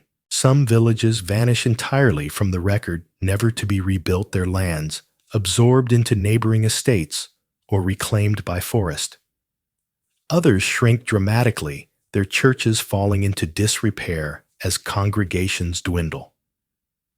In England, alone hundreds of villages are listed in later records as deserted, their outlines traced today only in faint earthworks, ridge and furrow fields, and fragments of pottery scattered in soil. A lesser-known detail lies in the stories of animals left without care. In some places, cattle wander, unattended sheep graze until flocks scatter, and dogs roam in packs. Accounts speak of wolves venturing closer to human dwellings drawn by carrion and the absence of guardians. These glimpses remind us that the plague's impact was ecological as well as human, altering the balance between people, animals, and land. The mysteries here are profound. Why some rural areas suffered catastrophic loss while others endured with less damage remains uncertain. Distance from trade routes, variations in rodent populations, and local climate may all have played roles. In mountain valleys or isolated regions, communities might escape initial waves, only to be struck later as the disease moved in unpredictable rhythms. Some hamlets may have been abandoned preemptively by survivors fleeing in fear, leaving archaeologists to wonder whether depopulation was caused by mortality alone or by migration as well. For those who lived through it, the devastation was total. Fields lay fallow, mills stood idle, and paths between villages became overgrown. The countryside, normally a place of continuity and stability, became a landscape of interruption. The rhythms of planting and harvest, embedded in centuries of custom, were broken. Lords and landlords found their rents unpaid, their labor force diminished. Peasants who survived sometimes gained opportunity moving to claim abandoned land or negotiating better terms for service. Yet in the immediate years of plague, the countryside looked more like a series of absences than opportunities. From a planetary perspective, these rural losses echo on a continental scale. Forests, in some regions, reclaim fields. Carbon uptake may subtly increase as farmland shrinks, and wildlife expands into spaces once dominated by people. In pollen, records taken from lake sediments, scientists detect shifts in vegetation corresponding to the mid-14th century, subtle markers of the demographic collapse. The plague is not only a human story, but also part of the Earth's larger cycles of growth and retreat. The scale can be grasped by imagining hundreds of villages across Europe falling silent within a span of seasons, a dispersion of loss stretching farther than the distance from Lisbon to Krakow. Each absence, small on its own, accumulates into a continental pattern that reshapes demography, economy, and landscape. Religious life in villages also falters. Parish priests often die alongside their congregations, leaving communities without sacramental rites. Survivors bury kin as best they can sometimes, without clergy, sometimes in shallow graves dug hastily. In places where entire households perish, neighbors may later discover locked cottages with no one left inside. Such images of emptiness become part of collective memory, passed down as warnings and laments. Villagers interpret these events through the frameworks available to them. Some see divine punishment, others point to malign influences to outsiders or strangers passing through. Fear of contagion coexists with fear of abandonment. Communities once bound by custom and kinship fracture under the weight of mortality, and trust becomes fragile. Yet even amid collapse, fragments of continuity persist. In some parishes, bells still ring for the dead until the last ringer succumbs.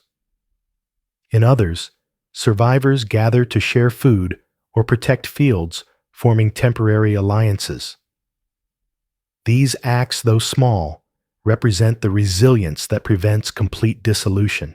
The countryside slowly absorbs the catastrophe, even as scars remain visible in deserted villages and untended land.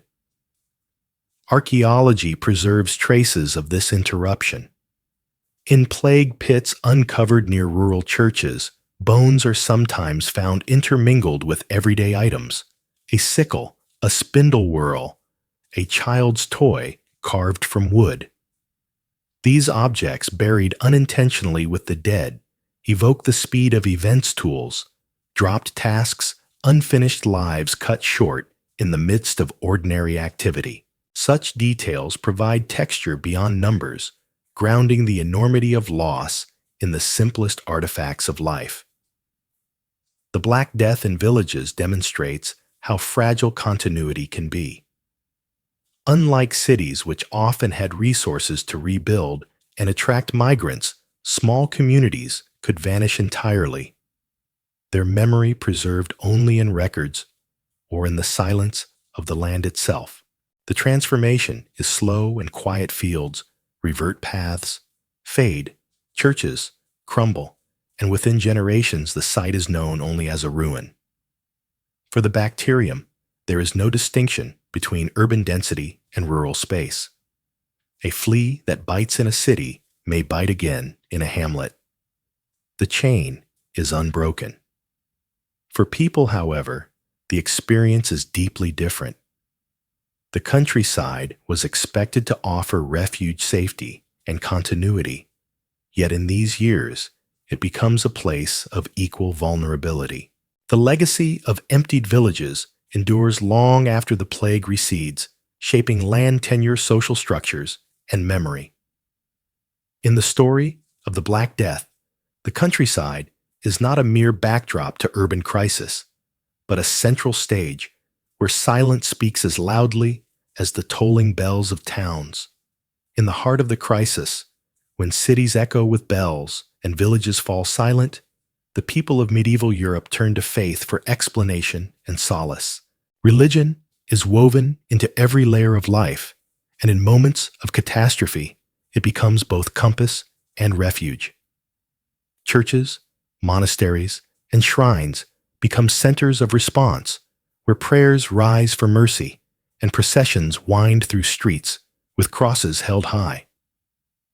Clergy interpret the plague as divine punishment for sin, urging repentance and calling for fasting, confession, and almsgiving. For many, this interpretation offers meaning in a world suddenly stripped of order. The plague is not random misfortune, but judgment, a call to spiritual correction. In this view, suffering can be endured if it is understood as part of God's will. Yet alongside comfort, faith also deepens fear. The sight of priests leading penitential processions, scourging their own flesh in acts of contrition, reinforces the sense of doom. Flagellant movements, spreading across towns and villages, dramatize the belief that only through shared suffering and public atonement can God's wrath be lifted. These groups travel from place to place, chanting hymns and drawing crowds, their presence both inspiring and unsettling. While some communities welcome them, others worry they spread more disorder than remedy. The Catholic Church, at times supportive and at times wary, eventually condemns the excesses of such movements, recognizing the danger of uncontrolled fervor. A lesser-known detail lies in the liturgical adjustments made during plague years. Some dioceses shorten burial rites to cope with the number of dead, while others introduce special prayers and masses for deliverance from pestilence. Altars were adorned with relics believed to hold protective power, and pilgrimages to shrines multiplied as people sought miraculous intercession. In some towns, holy images were carried through streets in solemn processions, linking sacred presence to the hope of physical protection. Still, the mystery of why the righteous and sinful alike perished troubled the faithful. Chroniclers ask why infants and devout clerics die alongside known wrongdoers, raising questions that strain the explanatory power of divine punishment. Some conclude that humanity as a whole is guilty stained by collective sin, while others believe the end of days approaches foretold in scripture and visions. These unresolved tensions add to the weight of despair, even as rituals provide continuity. From a planetary perspective, faith offers a frame that binds human suffering into cosmic order. While oceans shift, forests grow, and glaciers advance without heed, people anchor themselves in belief that the plague fits within a divine plan. This frame, whether accurate or not, gives endurance. The scale of mortality is overwhelming. In some regions, half the population may die; in others, a third numbers unimaginable in ordinary times. Only a system of meaning larger than life itself can encompass such loss. Pilgrimages become striking symbols of this search for meaning. Despite the danger of travel, men and women set out toward holy sites, sometimes barefoot, sometimes carrying candles or wearing penitential garb. These journeys spread devotion, but also, ironically, may have spread the plague further, carrying fleas and contagion along the very roots of piety. The paradox is clear acts of faith meant to heal may also have amplified suffering. The art of the time begins to reflect these currents. Illuminated manuscripts once filled with images of saints and kings now include marginal drawings of skeletal figures and grim reminders of mortality. Churches commission murals of the Danse Macabre, a procession of the living and the dead, together teaching that no rank or station can escape death. These images, though rooted in fear, also express resilience, binding the reality of mortality into a visible order that can be contemplated and accepted. In smaller communities, the role of local clergy is often heroic, even when futile. Priests hear confessions until their voices fail, anoint the sick until they themselves collapse, and bury neighbors until they too are laid in the ground. Their dedication strengthens communal bonds, even as it contributes to their high mortality. Where clergy vanish, survivors often struggle to maintain rituals, improvising prayers at gravesides or leaving bodies unblessed. This disruption of sacramental life intensifies the sense of cosmic disorder. Still, amid devastation, faith endures. Survivors continue to baptize infants, to celebrate Mass when possible, to light candles before images of Mary and the saints. Hope persists that life, however diminished, can return to order if devotion is maintained. The endurance of these practices, even in fragmentary form, shows the resilience of belief in shaping how people confront mortality. The mysteries that remain unresolved, why prayer seems unanswered, why relics protect some and not others, why plague recedes only after years do not erase devotion. Instead, they shape it, deepening the complexity of medieval piety. Belief in purgatory, in intercession of saints, in the power of collective penance, all gain strength, forming a religious culture that will endure long after the plague itself. Scale provides perspective. From Lisbon to Krakow, from London to Naples, the same scenes repeat processions, prayers, relics displayed, masses held for the dead. The continuity across such vast distances demonstrates how deeply religion knits medieval Europe together. Differences of language and custom fade before the shared vocabulary of faith. In the story of the Black Death religion does not provide cure, but it provides endurance, shaping how people interpret and survive the incomprehensible. In monasteries, villages, and cathedrals, faith is both solace and lens, offering structure in the face of collapse. Its rituals echo across cities and fields alike, reminding the living that even in catastrophe, the human need for meaning remains constant. As fear deepens and mortality climbs, communities search for causes they can see, and suspicion often falls on those already marginalized. In many towns, rumors spread that certain groups poisoned wells, corrupted the air, or conspired to bring about the plague. The most tragic consequence of these suspicions is the persecution of Jewish communities across Europe. Long before the Black Death, Jews lived as minorities in Christian societies, often restricted in residence, occupation, and rights. Their distinct religious practices separate cemeteries, and visible differences in worship made them vulnerable to accusation when disaster struck.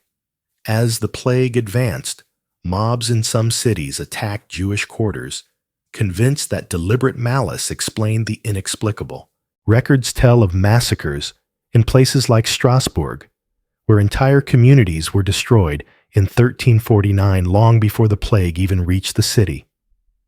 In other towns, Jews were expelled, their homes burned, their synagogues desecrated.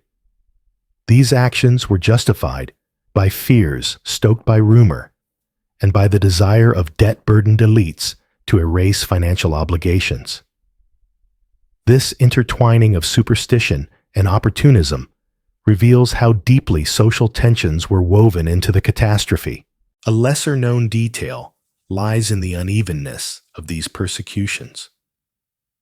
In some cities, rulers and bishops protected Jewish communities, recognizing both their innocence and their importance to urban life. The Duke of Austria, for example, attempted to shield Jews in his territories, while Pope Clement VI issued bulls declaring that Jews were not to blame for the plague, pointing out that they too suffered death in equal measure. Yet papal authority was limited, and local violence often overwhelmed such decrees. The contrast between places of massacre and places of protection underscores the fragmented nature of medieval governance and the power of fear to eclipse reason. The mystery that remains is why some communities chose violence while others did not. Scholars debate the balance between grassroots hysteria and manipulation by elites. Some argue that local economic conditions, such as heavy indebtedness to Jewish moneylenders, fueled attacks, while others note that cities with stronger central authority managed to prevent violence. The pattern is complex, reflecting the interplay of fear, faith, and politics in an era of crisis. From a planetary perspective, these persecutions reveal a constant human tendency to locate blame in the unfamiliar. While the Earth's cycles of wind, water, and climate proceed without malice, people construct narratives that personalize disaster, attributing agency where none exists. The scale of the violence is immense. Entire communities erase tens of thousands displaced or killed, centuries of cultural presence ruptured in a few months.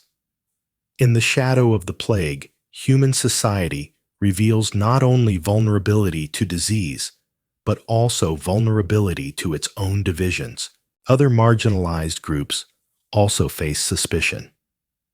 Lepers already stigmatized were accused of spreading plague through touch or magic, and some were executed or expelled. Foreign travelers were sometimes denied entry at city gates, their presence considered a threat. Even beggars whose visibility in streets increased as families collapsed became targets of fear, accused of carrying contagion.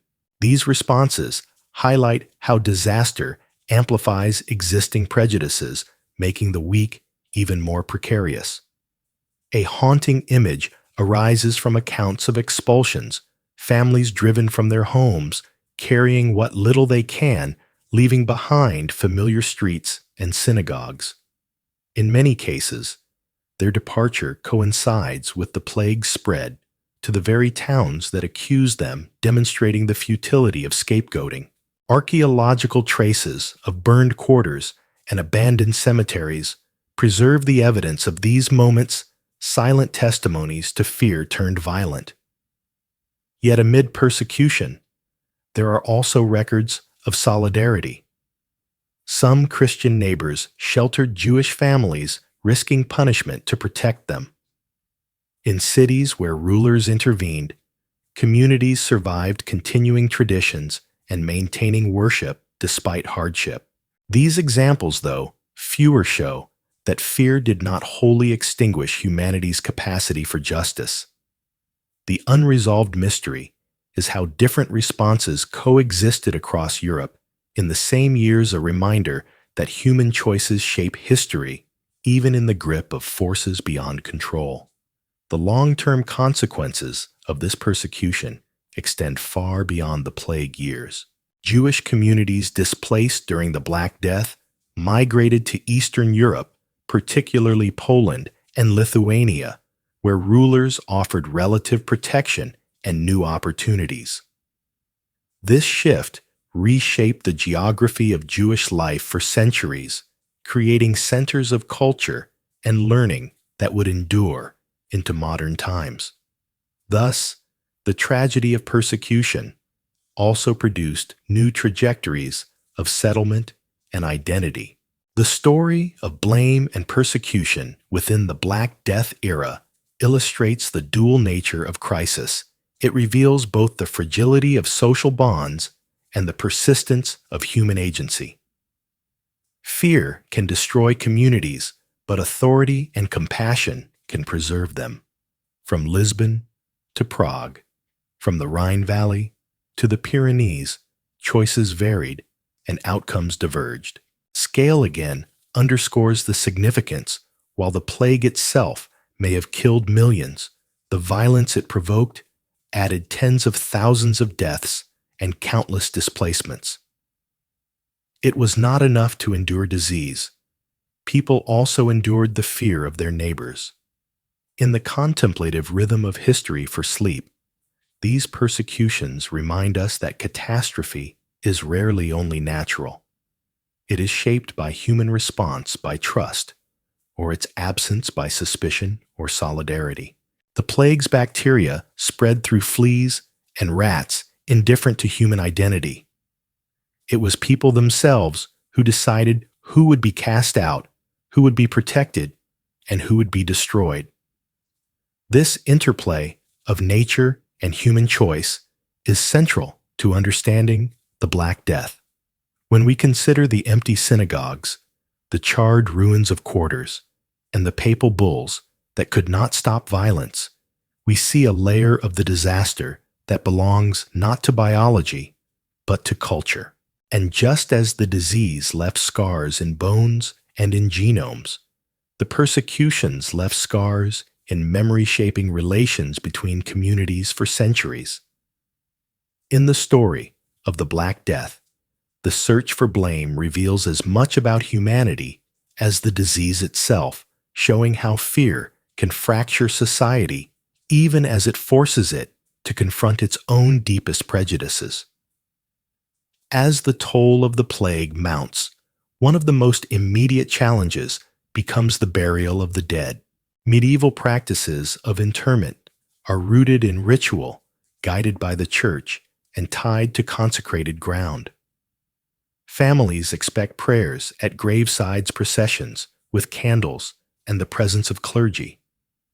Yet the scale of mortality overwhelms these customs.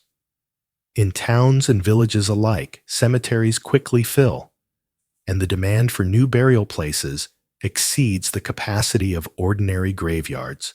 The response is the creation of plague pits, large communal graves dug in haste to accommodate the sheer number of bodies. Archaeological excavations reveal their dimensions: long trenches lined with corpses, often layered in rows, sometimes with lime scattered between to hasten decomposition.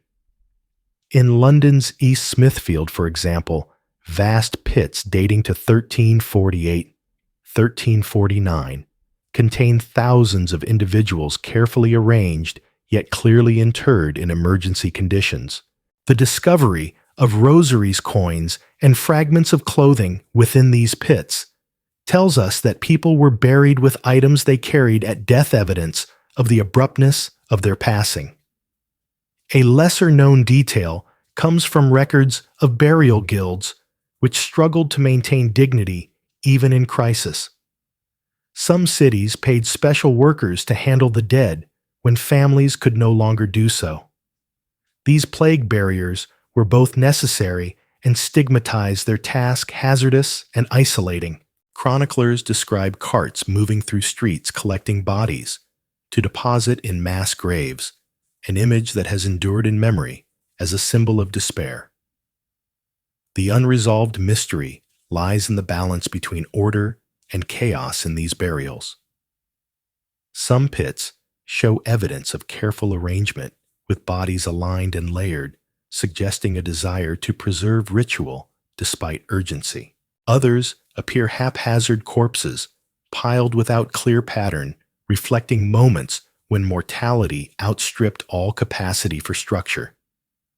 The differences raise questions about local resilience resources and the determination to maintain dignity amid collapse.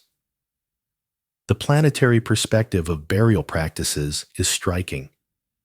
As millions die across continents, the very earth becomes an archive of crisis. Soil layers hold human remains in concentrations unseen before, and centuries later, archaeologists uncovered genetic traces of Yersinia pestis in teeth, allowing reconstruction of the pathogen's history. In this way, the land itself records the pandemic, its sediments preserving both tragedy and science. The scale of the burial crisis can be grasped by considering that in some cities, half the population died within a year. Ordinary graveyards, designed for dozens of burials each season, face thousands instead. Entire systems of ritual faltered. Bells tolled so frequently that they lost their distinct meaning, blending into a background of continuous mourning. Priests, often overwhelmed or already dead, could not officiate every burial. In many cases, prayers were abbreviated or omitted altogether. To the faithful, this disruption of sacramental continuity was deeply troubling, for burial rites were believed essential to the soul's journey. Yet necessity forced compromise. Communal pits, though feared, became the only option. The psychological impact was profound. To be laid among hundreds, stripped of individual recognition, seemed a second death. Families mourned not only the loss of loved ones, but also the loss of dignity in their passing. Chroniclers record laments that entire households were lowered together, their names unmarked, their presence preserved only in memory. Over time, however, even mourning gave way to numbness. When deaths occurred in every household, grief could no longer be expressed in ordinary forms. Silence became as common as wailing resignation, as common as despair. For modern researchers, plague pits are invaluable sources of knowledge.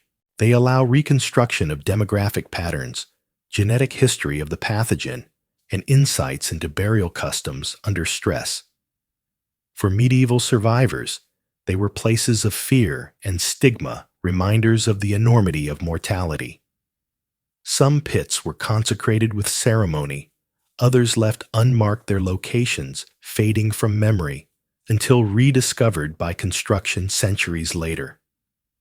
The mystery of how people reconciled their beliefs with such practices remains partly unanswered. Did survivors accept that God's mercy extended beyond proper burial? Did they believe that communal interment was itself sanctified by necessity? The documents are sparse, leaving much to inference. What endures is the evidence of adaptation, even in catastrophe. People found ways to continue, however imperfectly, the rituals that linked life and death. From a broader perspective, the burial crisis illustrates how societies negotiate limits. When ordinary customs fail, new practices emerge balancing tradition and survival. The Black Death forced such negotiation across Europe, from Italy to England, from Iberia to Scandinavia. Everywhere, the pattern is similar. Cemeteries, overflowing pits, dug hastily, rituals abbreviated, dignity sought, but often denied. The image of plague pits has become iconic, symbolizing both the scale of death and the human struggle to respond. They represent the interface of biology, culture, and earth, where disease, belief, and soil converge. In the quiet of these mass graves, the story of the Black Death takes material form, enduring long after chronicles fall silent. In the rhythm of history for sleep, this chapter speaks of how, even in overwhelming loss, people strive to preserve meaning, to honor the dead, and to reconcile necessity with faith. The work of the dead reshapes the land itself, leaving scars beneath fields and streets, reminders that catastrophe is inscribed not only in memory, but also in the very ground we walk upon. In the wake of sudden and mass mortality, the imagination of medieval Europe turns to the presence of spirits. When so many die in haste without last rites or proper burial, it is widely believed that their souls may linger, unable to find peace. Chronicles and sermons record not only the physical devastation of the Black Death, but also the uneasy sense that the boundaries between the living and the dead have thinned. Villagers whisper of ghostly processions at night, figures seen on lonely roads, or voices heard in abandoned houses. The association between plague and hauntings arises naturally from disruption of ritual. In Christian thought, burial within consecrated ground and the prayers of clergy are essential for the repose of the soul. When these are absent, as they so often were during plague years, anxiety grows that the dead may wander. Stories circulate of apparitions dressed as they were at death, of spectral sounds near cemeteries, overflowing with bodies of pale figures glimpsed at thresholds. While modern scholars interpret such tales as expressions of grief and trauma for contemporaries, they are real encounters woven into the fabric of community memory. A lesser-known detail appears in collections of exempla short moral tales used by preachers. In these ghosts of plague, victims sometimes appear not to terrify, but to request prayers, reminding the living of their duty to the dead. Such stories reinforce communal bonds, suggesting that even in catastrophe, the relationship between living and departed continues.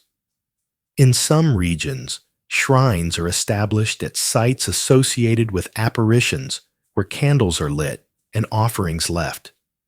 These practices demonstrate how belief in restless souls shaped local landscapes, embedding memory of plague into physical places.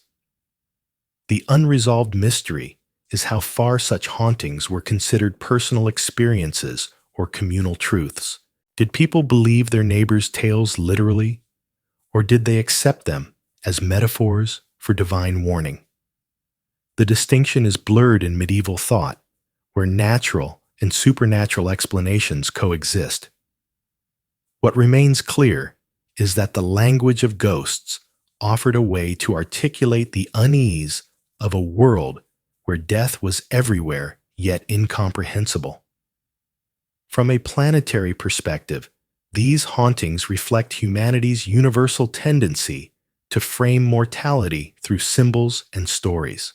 While the Earth continues its steady cycles of growth and decay, humans imagine unseen presences to explain what feels unfinished. In this sense, ghosts are cultural responses to the rupture between expectation and reality, filling the silence left by absent ritual.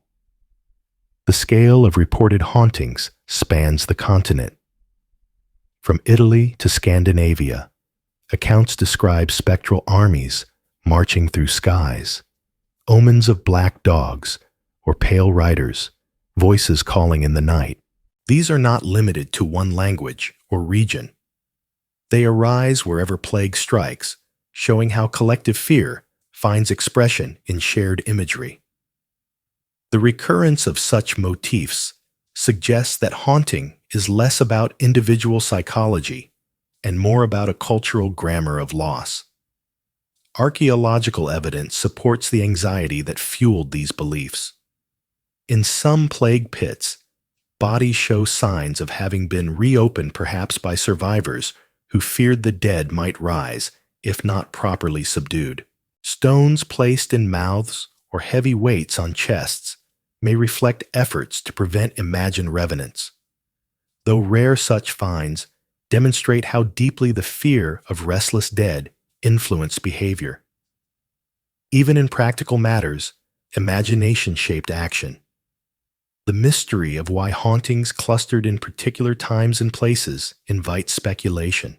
Did environmental factors such as fog storms or the eerie quiet of depopulated landscapes make apparitions more believable? Did the absence of clergy leave communities more open to supernatural interpretation? Or did the very density of death make the presence of ghosts seem inevitable, the natural counterpart to so many lives lost without closure? These questions remain open, but they reveal how catastrophe reshapes the boundary between the seen and unseen. The persistence of ghost belief also influences art and literature. In manuscripts and wall paintings, images of skeletons and spirits become common not only as reminders of mortality, but as reflections of lived experience. The Danse Macabre, with its procession of living and dead together, can be seen as an artistic codification of ghostly processions told in villages. Such imagery both terrifies and comforts, offering a visual order to what otherwise feels chaotic. For ordinary people, encounters with supposed spirits are part of daily life. A farmer returning late from fields, a widow alone in a cottage, a child passing an abandoned church, each may claim to see or hear what others fear. These experiences, shared in hushed tones by the hearth, reinforce the sense that plague has altered not only the body, but the very air, thinning the veil between worlds. Over time, the memory of plague and ghosts entwines. Later generations recall the Black Death not only as years of death, but as years when the dead themselves seemed present walking among the living. This fusion of history and legend ensures that the plague remains vivid in cultural memory long after its immediate effects fade. From the contemplative lens of history for sleep, these hauntings illustrate how humans adapt meaning to overwhelming loss. The plague leaves bodies in pits and names in chronicles, but it also leaves stories of spirits, spectral armies, and voices in the dark. These stories, whether literal or symbolic, reveal the effort to sustain relationship with those abruptly taken, to impose continuity where rupture dominates. In this way, ghosts become part of the Black Death's legacy, reminders not only of mortality, but of the enduring bond between living communities and their dead. As plague settles into the fabric of medieval life, its presence begins to alter the forms of art and expression that fill churches, manuscripts, and public spaces. Before the mid-14th century, much religious art emphasizes triumph order and the glory of saints and rulers. After the Black Death, a new motif emerges. Death itself takes center stage, no longer hidden at the margins, but woven into the heart of imagery.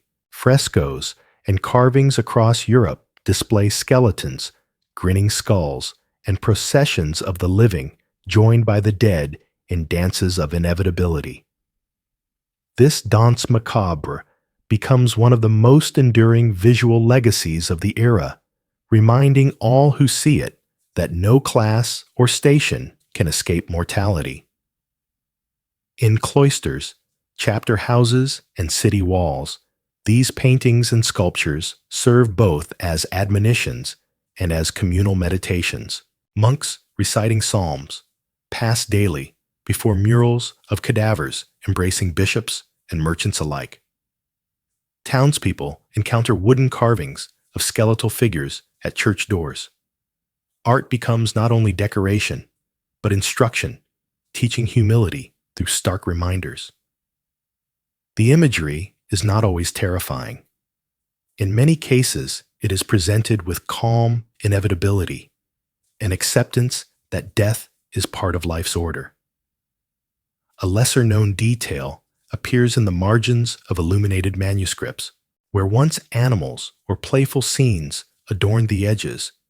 Now grotesque figures, skulls, and images of plague victims appear. Scribes and artists incorporate the reality of their times into even the most sacred texts. Psalters and books of hours intended for prayer now include miniature skeletons, pointing at passages or figures carrying coffins. These additions fold catastrophe into daily devotion, ensuring that the memory of loss remains present in every act of reading and prayer. The unresolved mystery is whether such imagery reflects purely didactic intention or also personal grief of artists and patrons. Did communities commission these works to remind survivors of divine judgment, or to process trauma through visible representation? Did artists, many of whom likely lost family members, insert their own mourning into sacred art? The line between public instruction and private lament remains blurred, leaving room for interpretation. Planetary cycles echo within these artistic changes. Just as forests regrow on deserted farmland and rivers shift courses indifferent to human tragedy, so too art transforms adapting to new circumstances. The imagery of skeletons and spirits does not halt the turning of seasons, but it places human experience within a larger rhythm, recognizing mortality as part of the natural order. The scale of transformation is remarkable. Across hundreds of miles from Spain to Germany, from Italy to England, similar motifs appear almost simultaneously. This diffusion suggests a shared consciousness across Christendom, a collective acknowledgement of death that transcends language and region. Rarely in history does art shift so broadly in so short a time. The Black Death thus not only kills, but also unites, creating a continental visual vocabulary of mortality. Music, too, reflects these shifts. While many liturgical chants remain unchanged, some new compositions emphasize lament and penitence. Hymns of supplication rise in churches, their melodies somber, their texts pleading for deliverance. Popular songs, though less preserved, are reported to carry themes of sorrow and impermanence. The arts as a whole turn toward reflection, each medium bearing the imprint of catastrophe. In architecture, we see subtle responses. Some churches build ossuaries to house bones removed from overcrowded cemeteries, turning them into sites of meditation. Walls lined with skulls and femurs remind visitors of the transience of flesh. Chapels dedicated to plague saints such as Roch or Sebastian appear in later years, their iconography depicting protection from pestilence. These structures blend function with memory, ensuring that the experience of plague becomes part of the built environment. Archaeological discoveries reinforce the picture. In painted chapels preserved beneath later layers, murals depict gaunt figures with buboes, angels wielding swords of judgment, and communities pleading for mercy. These artworks, once vivid reminders for parishioners, now offer modern viewers direct insight into the imagination of a plague-stricken society. They show not only fear, but also resilience as communities found ways to integrate disaster into enduring forms of expression. The question of intent remains unresolved. Were these images meant to terrify, to comfort, or to instruct? Perhaps they did all three depending on the viewer. For some, they were warnings to live righteously. For others, they were reminders that even kings and bishops were mortal. For yet others, they were consolations affirming that suffering was shared universally.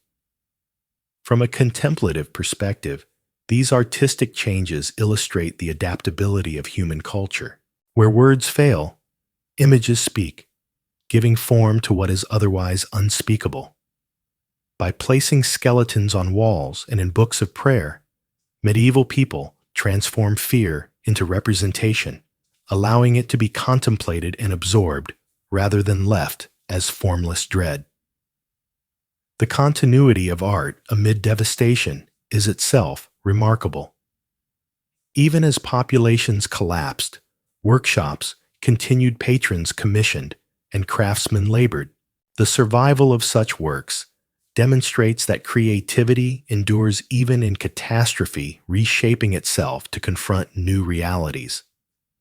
In the slow cadence of history for sleep, the vision of art altered by plague is a quiet yet profound testimony. It tells us that the human need to express, to symbolize, and to find meaning does not fade when death surrounds. Instead, it intensifies, producing works that speak across centuries. The visions in art are not only records of despair, but also acts of survival, ensuring that even in a time of silence, human voices continue through image and form. When the plague loosens its immediate grip, the physical landscape it leaves behind is marked not only by graves, but by ruins. Across Europe, empty houses, silent monasteries, and decaying estates bear witness to the sudden absence of people. In towns, workshops once busy with the sound of hammers and looms stand quiet. In rural districts, manor houses lose their tenants, and lords find themselves without laborers to till the soil. Whole streets may appear intact, yet uninhabited shutters, closed doors, unbarred weeds pushing between stones. To walk through such spaces is to feel the weight of absence more than destruction, as if time itself has paused. Monastic communities suffer especially. Many monasteries already weakened by declining numbers in previous decades are devastated when plague cuts through their ranks.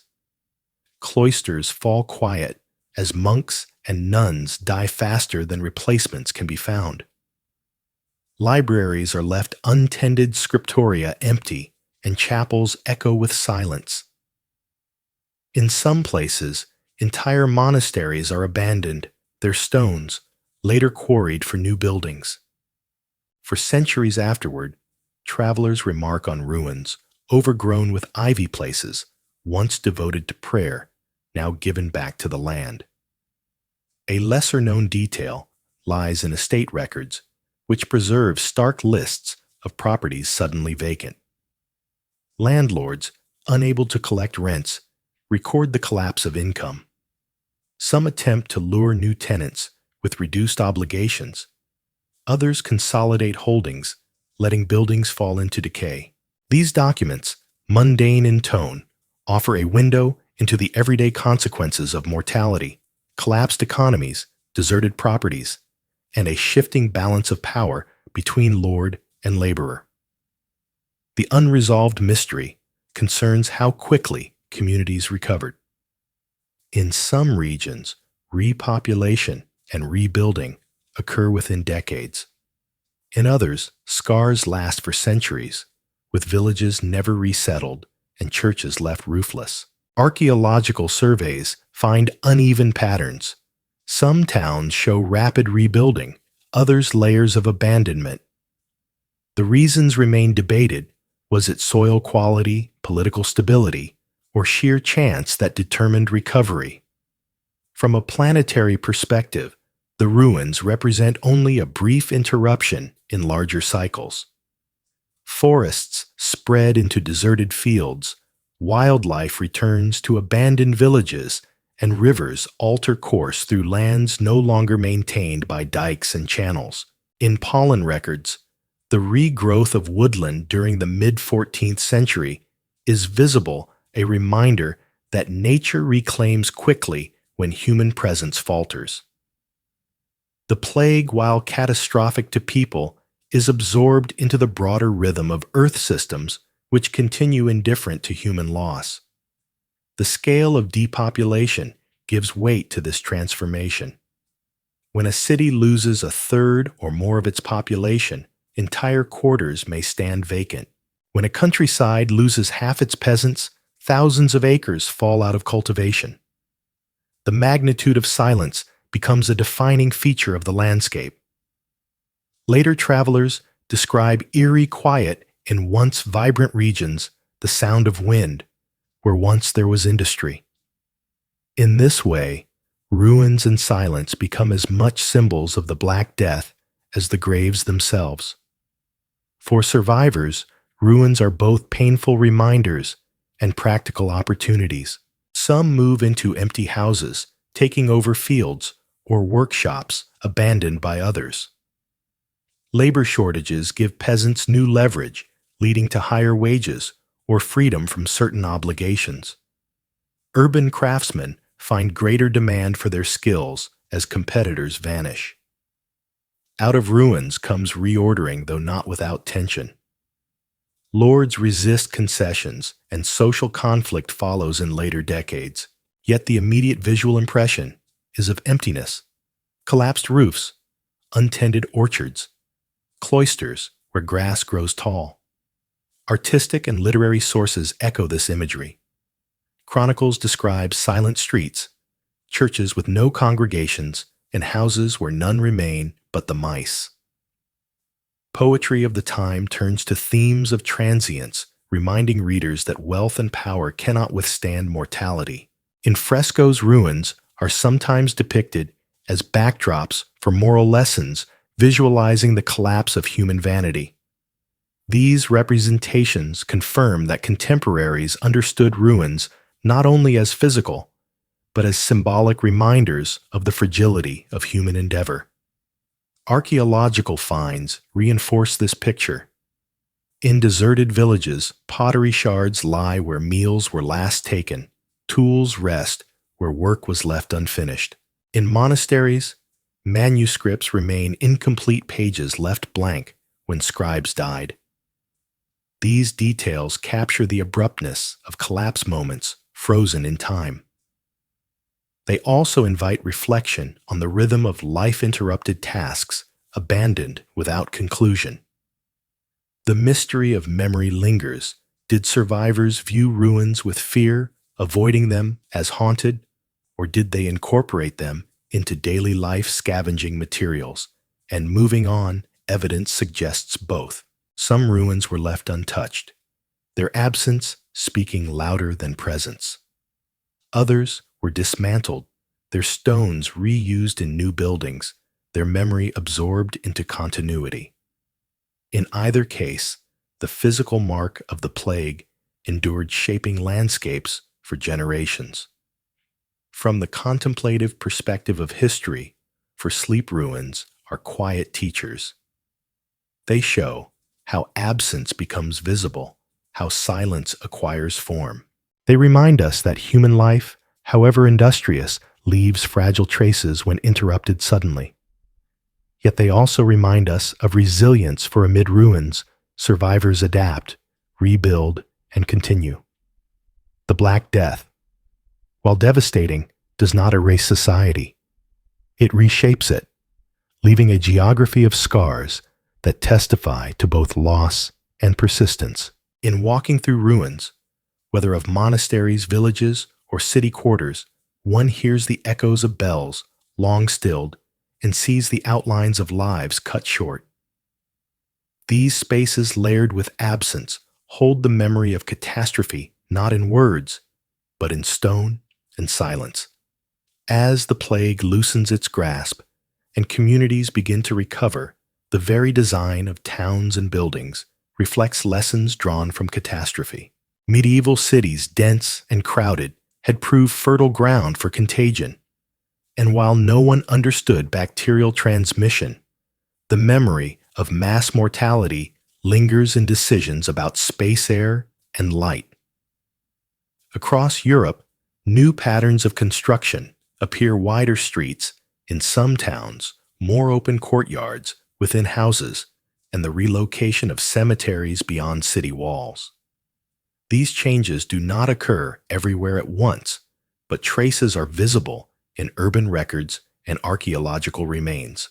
In Florence, authorities in the later 14th century order improvements in sanitation with waste channels diverted away from central streets.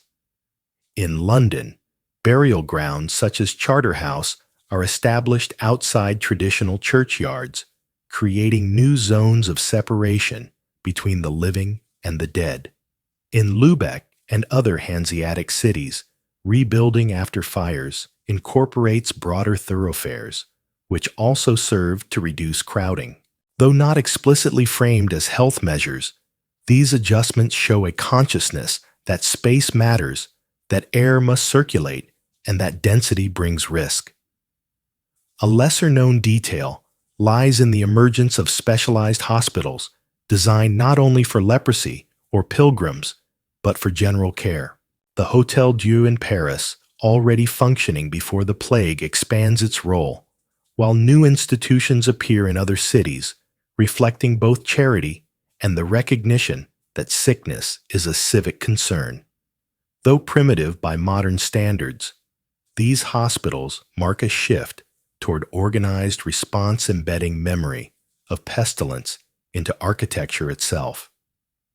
The unresolved mystery is how deliberate these changes were. Did builders consciously design with plague in mind?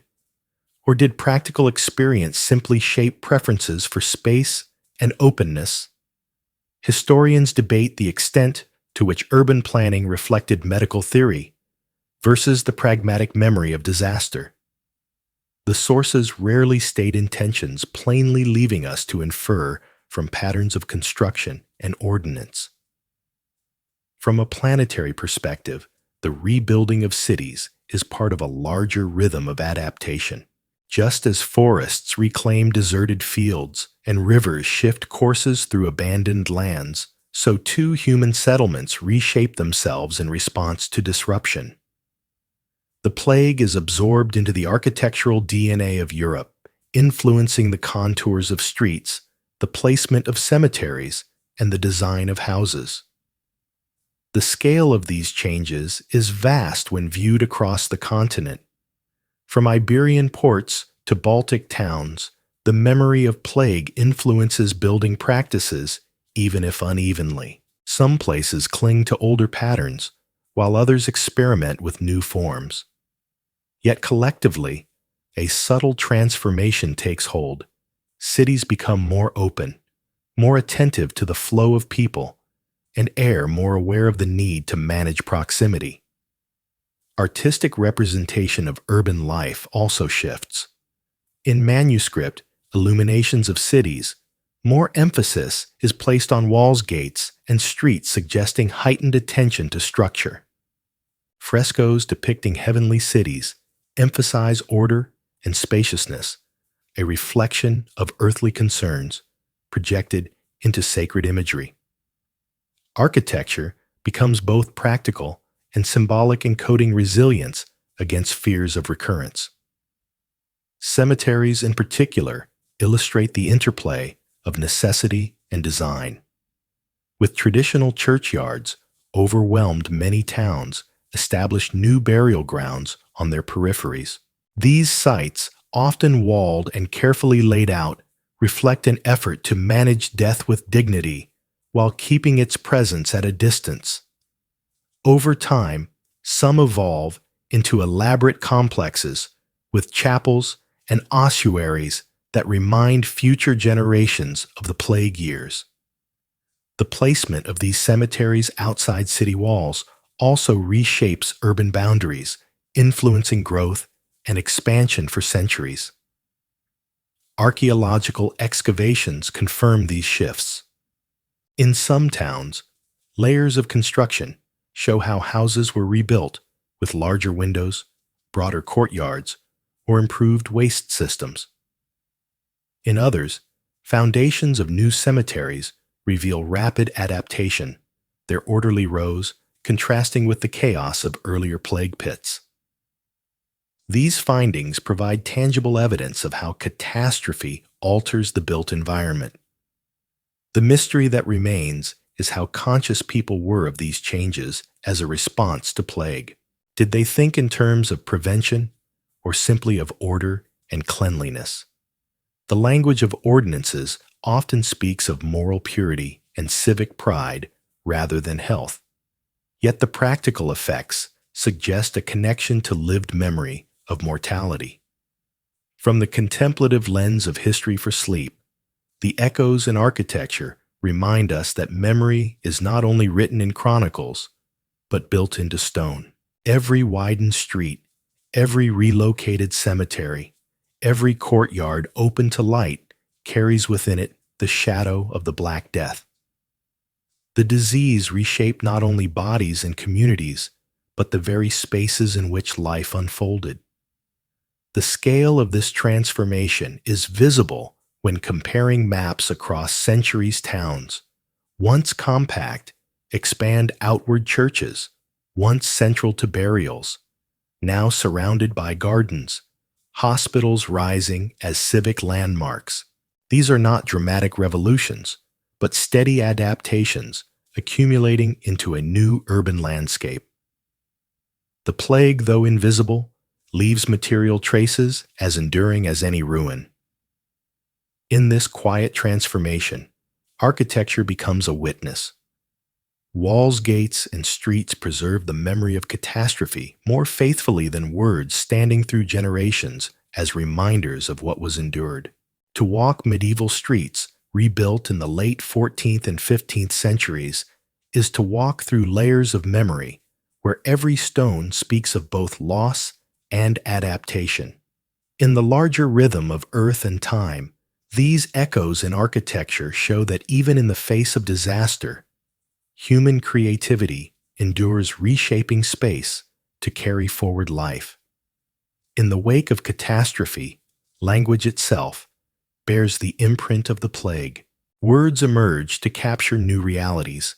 Phrases take on darker resonance, and vocabulary evolves to reflect fear, memory, and survival. Across Europe, chronicles record the term pestis, meaning pestilence, with increasing frequency, while vernacular tongues develop their own expressions. In English, the pestilence and later the plague become shorthand for the entire experience of mass mortality. In Italian, pestilenza enters poetry and law alike, while in French, peste and mortalité are paired in sermons to emphasize both cause and consequence. The very act of naming gives shape to chaos, allowing communities to speak of what overwhelms them. A lesser-known detail lies in the metaphors that spread through everyday speech. People begin to use like the plague as an intensifier for avoidance, an idiom that survives into modern languages. Similarly, words associated with ghosts and spirits expand in use, as haunting becomes a common metaphor for memory of the dead. Legal documents begin to reference lands fallen silent by pestilence, embedding the experience into bureaucratic language. These traces show how deeply the Black Death permeated not only thought, but communication itself.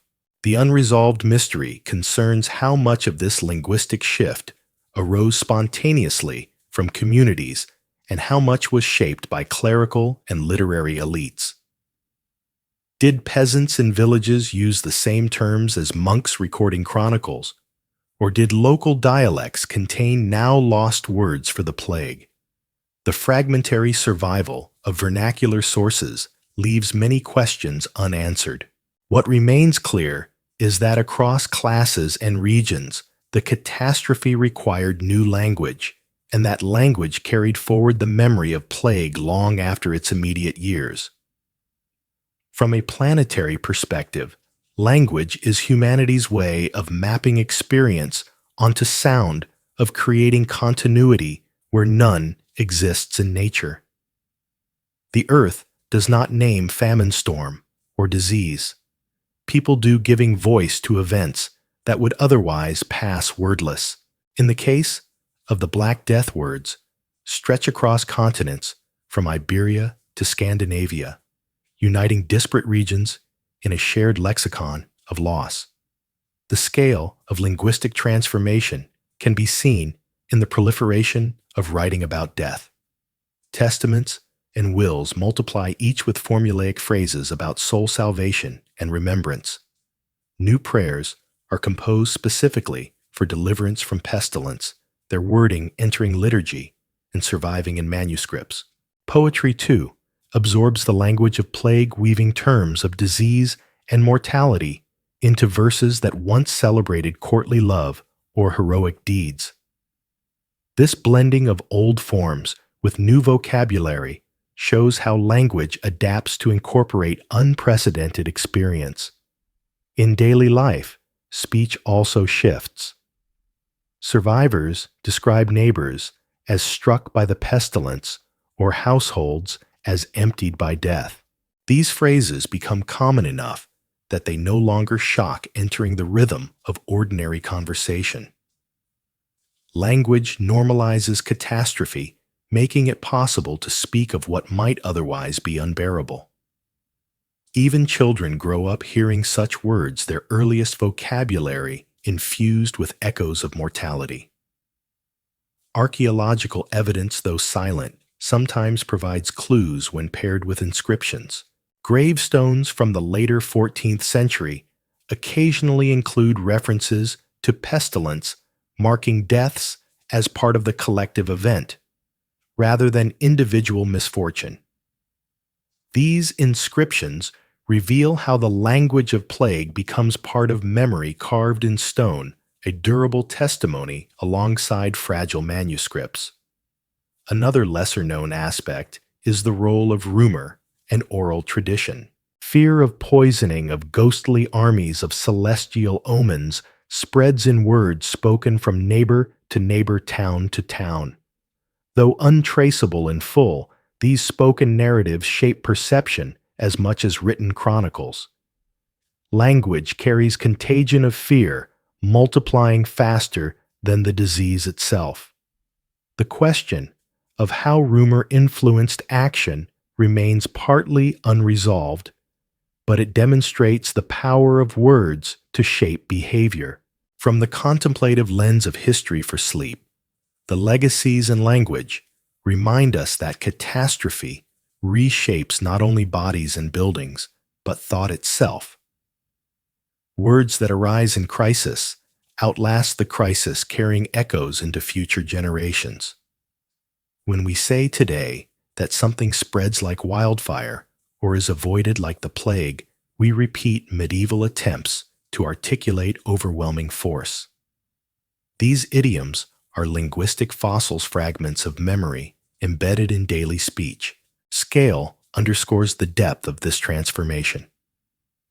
Across Europe, in dozens of languages and dialects, new terms arise almost simultaneously, a linguistic pandemic mirroring the biological one.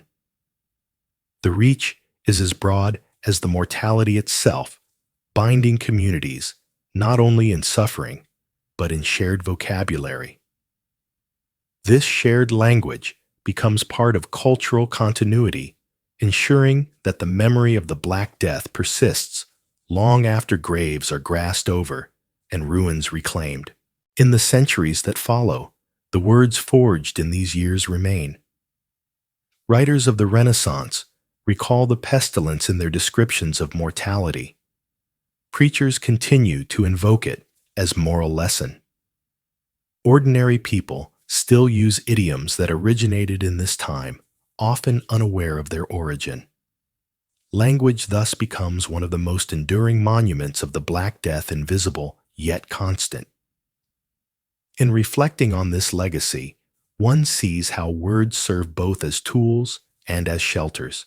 They allow people to describe what overwhelms, to pass memory across generations, to integrate trauma into communication. The Black Death gave rise not only to silence in streets and ruins in fields, but also to words that endure, shaping how people think and speak about danger, death, and memory. In this way, language itself becomes a form of architecture, a structure built from sound and meaning that carries history forward quietly, long after bells have ceased to toll.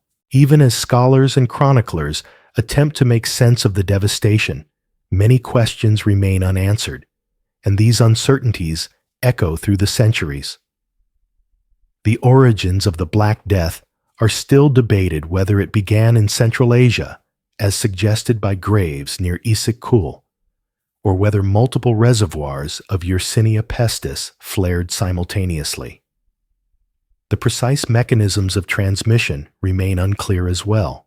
While the role of rat fleas is widely accepted, some researchers argue that human ectoparasites, such as lice, may have played a greater role than once believed. The form of plague itself is mysterious. Was the Black Death primarily bubonic, with its characteristic swellings, or did pneumonic and septicemic forms play larger roles than the sources describe? Variability in symptoms across regions suggests that multiple forms circulated, but the balance between them eludes certainty. These scientific mysteries mirror the uncertainties of the people who lived through the pandemic, for whom explanations ranged from divine wrath to corrupted air. Archaeological evidence continues to shed light, yet also raise questions.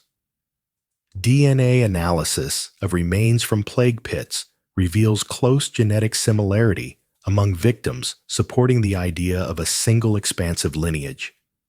Yet minor variations hint at multiple introductions or at mutations occurring as the bacterium spread. Soil samples from deserted villages suggest sudden abandonment, but whether caused by mortality or flight is often indeterminable. Artifacts buried with victims raise puzzles as well. Coins clutched in hands, tools lying alongside bones, items suggesting lives ended mid-task. These details enrich the story, but do not resolve it, leaving scholars to piece together fragments. A lesser-known mystery lies in the timing of waves. The Black Death arrives in Europe in the late 1340s, but outbreaks recur for centuries, each less devastating, yet still feared. Did the pathogen retreat into animal reservoirs and return periodically, or did it persist quietly in human populations? Records of later outbreaks in the 15th and 16th centuries suggest continuity, yet the mechanism of persistence remains uncertain. Climate may also have played a role. The 14th century marks the beginning of the Little Ice Age, a period of cooling that altered harvests, disrupted ecosystems, and may have influenced rodent populations. Some scientists propose that climatic fluctuations triggered die-offs and migrations of rodents in Asia, periodically sending waves of plague westward. Others emphasize trade as the constant driver. The link between environment, commerce, and disease remains a subject of debate, illustrating the complexity of interactions between human society and planetary systems. From a planetary perspective, the mysteries of the Black Death underscore how small organisms are woven into global cycles. A microbe, invisible to the naked eye, reshapes economies, cultures, and landscapes.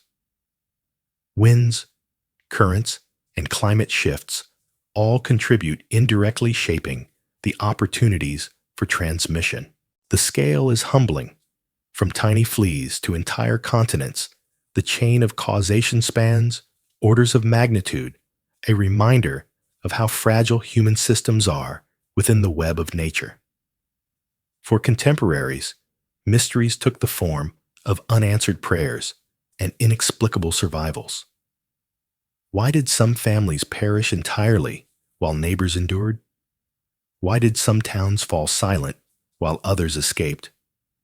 Chroniclers often record these anomalies, puzzled by their inconsistency. Modern science cannot fully answer them, either for randomness and local variation play roles difficult to reconstruct. The unresolved questions of then remain unresolved, now binding present inquiry to past bewilderment. Another enduring mystery is the social aftermath. While some regions saw wages rise and serfdom weaken, others experienced renewed repression as elites sought to contain the changes brought by depopulation. Why social trajectories diverged so widely remains debated. Did cultural differences, political structures, or sheer chance determine whether peasants gained or lost ground? The Black Death thus becomes not one history, but many, its legacy fragmented and contested. A quieter puzzle lies in memory itself. Despite the enormity of the catastrophe, some communities speak little of it afterward, as if silence is preferable to remembrance.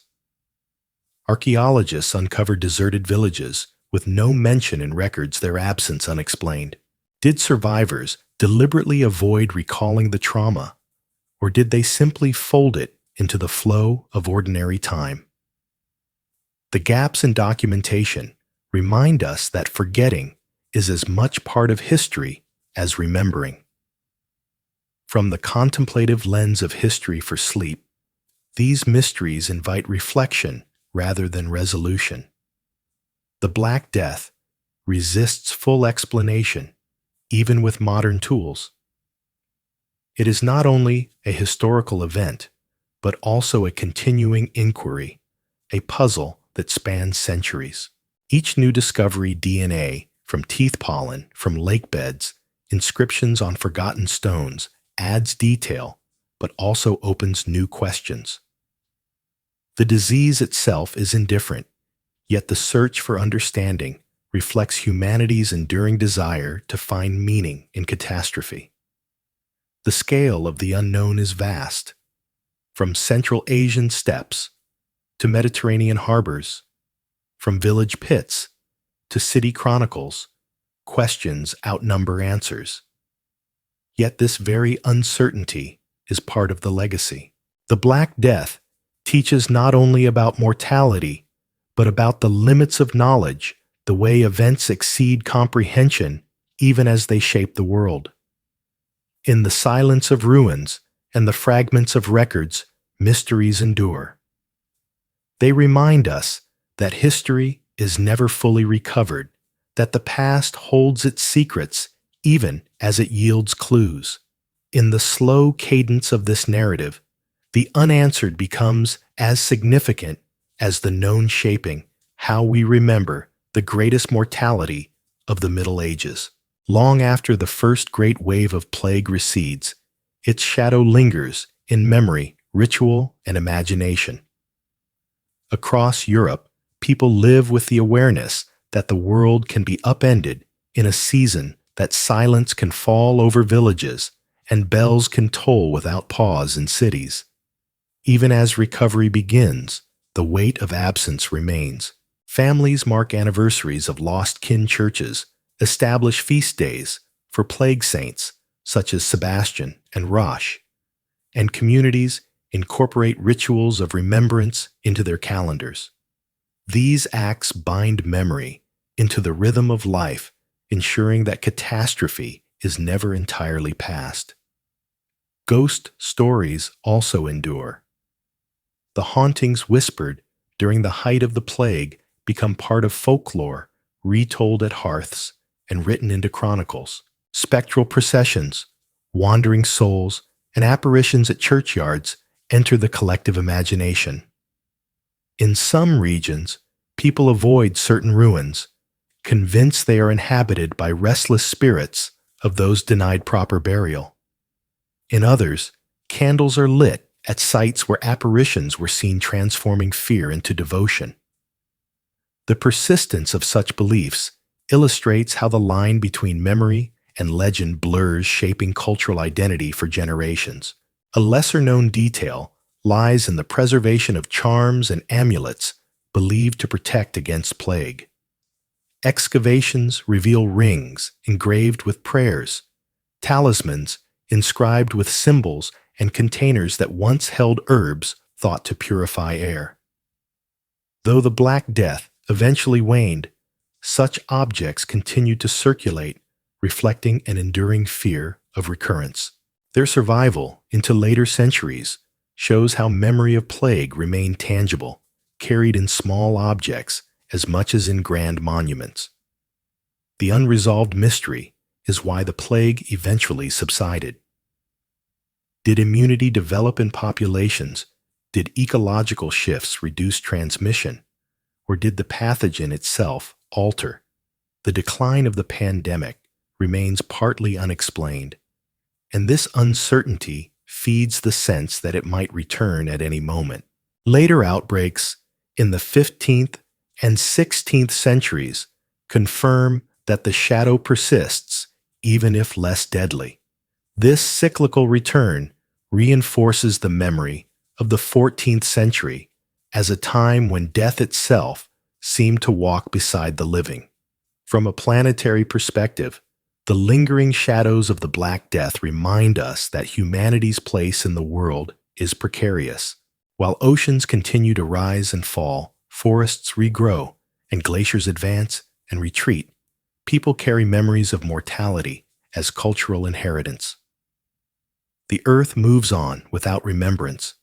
Humans remember embedding catastrophe into rituals, stories, and architecture. The scale of this memory is continental. From Portugal to Poland, from England to the Balkans, echoes of plague-shaped culture. Laws about public health institutions of quarantine and traditions of burial all trace their roots to the Black Death. Art continues to depict skeletal figures and processions of the dead.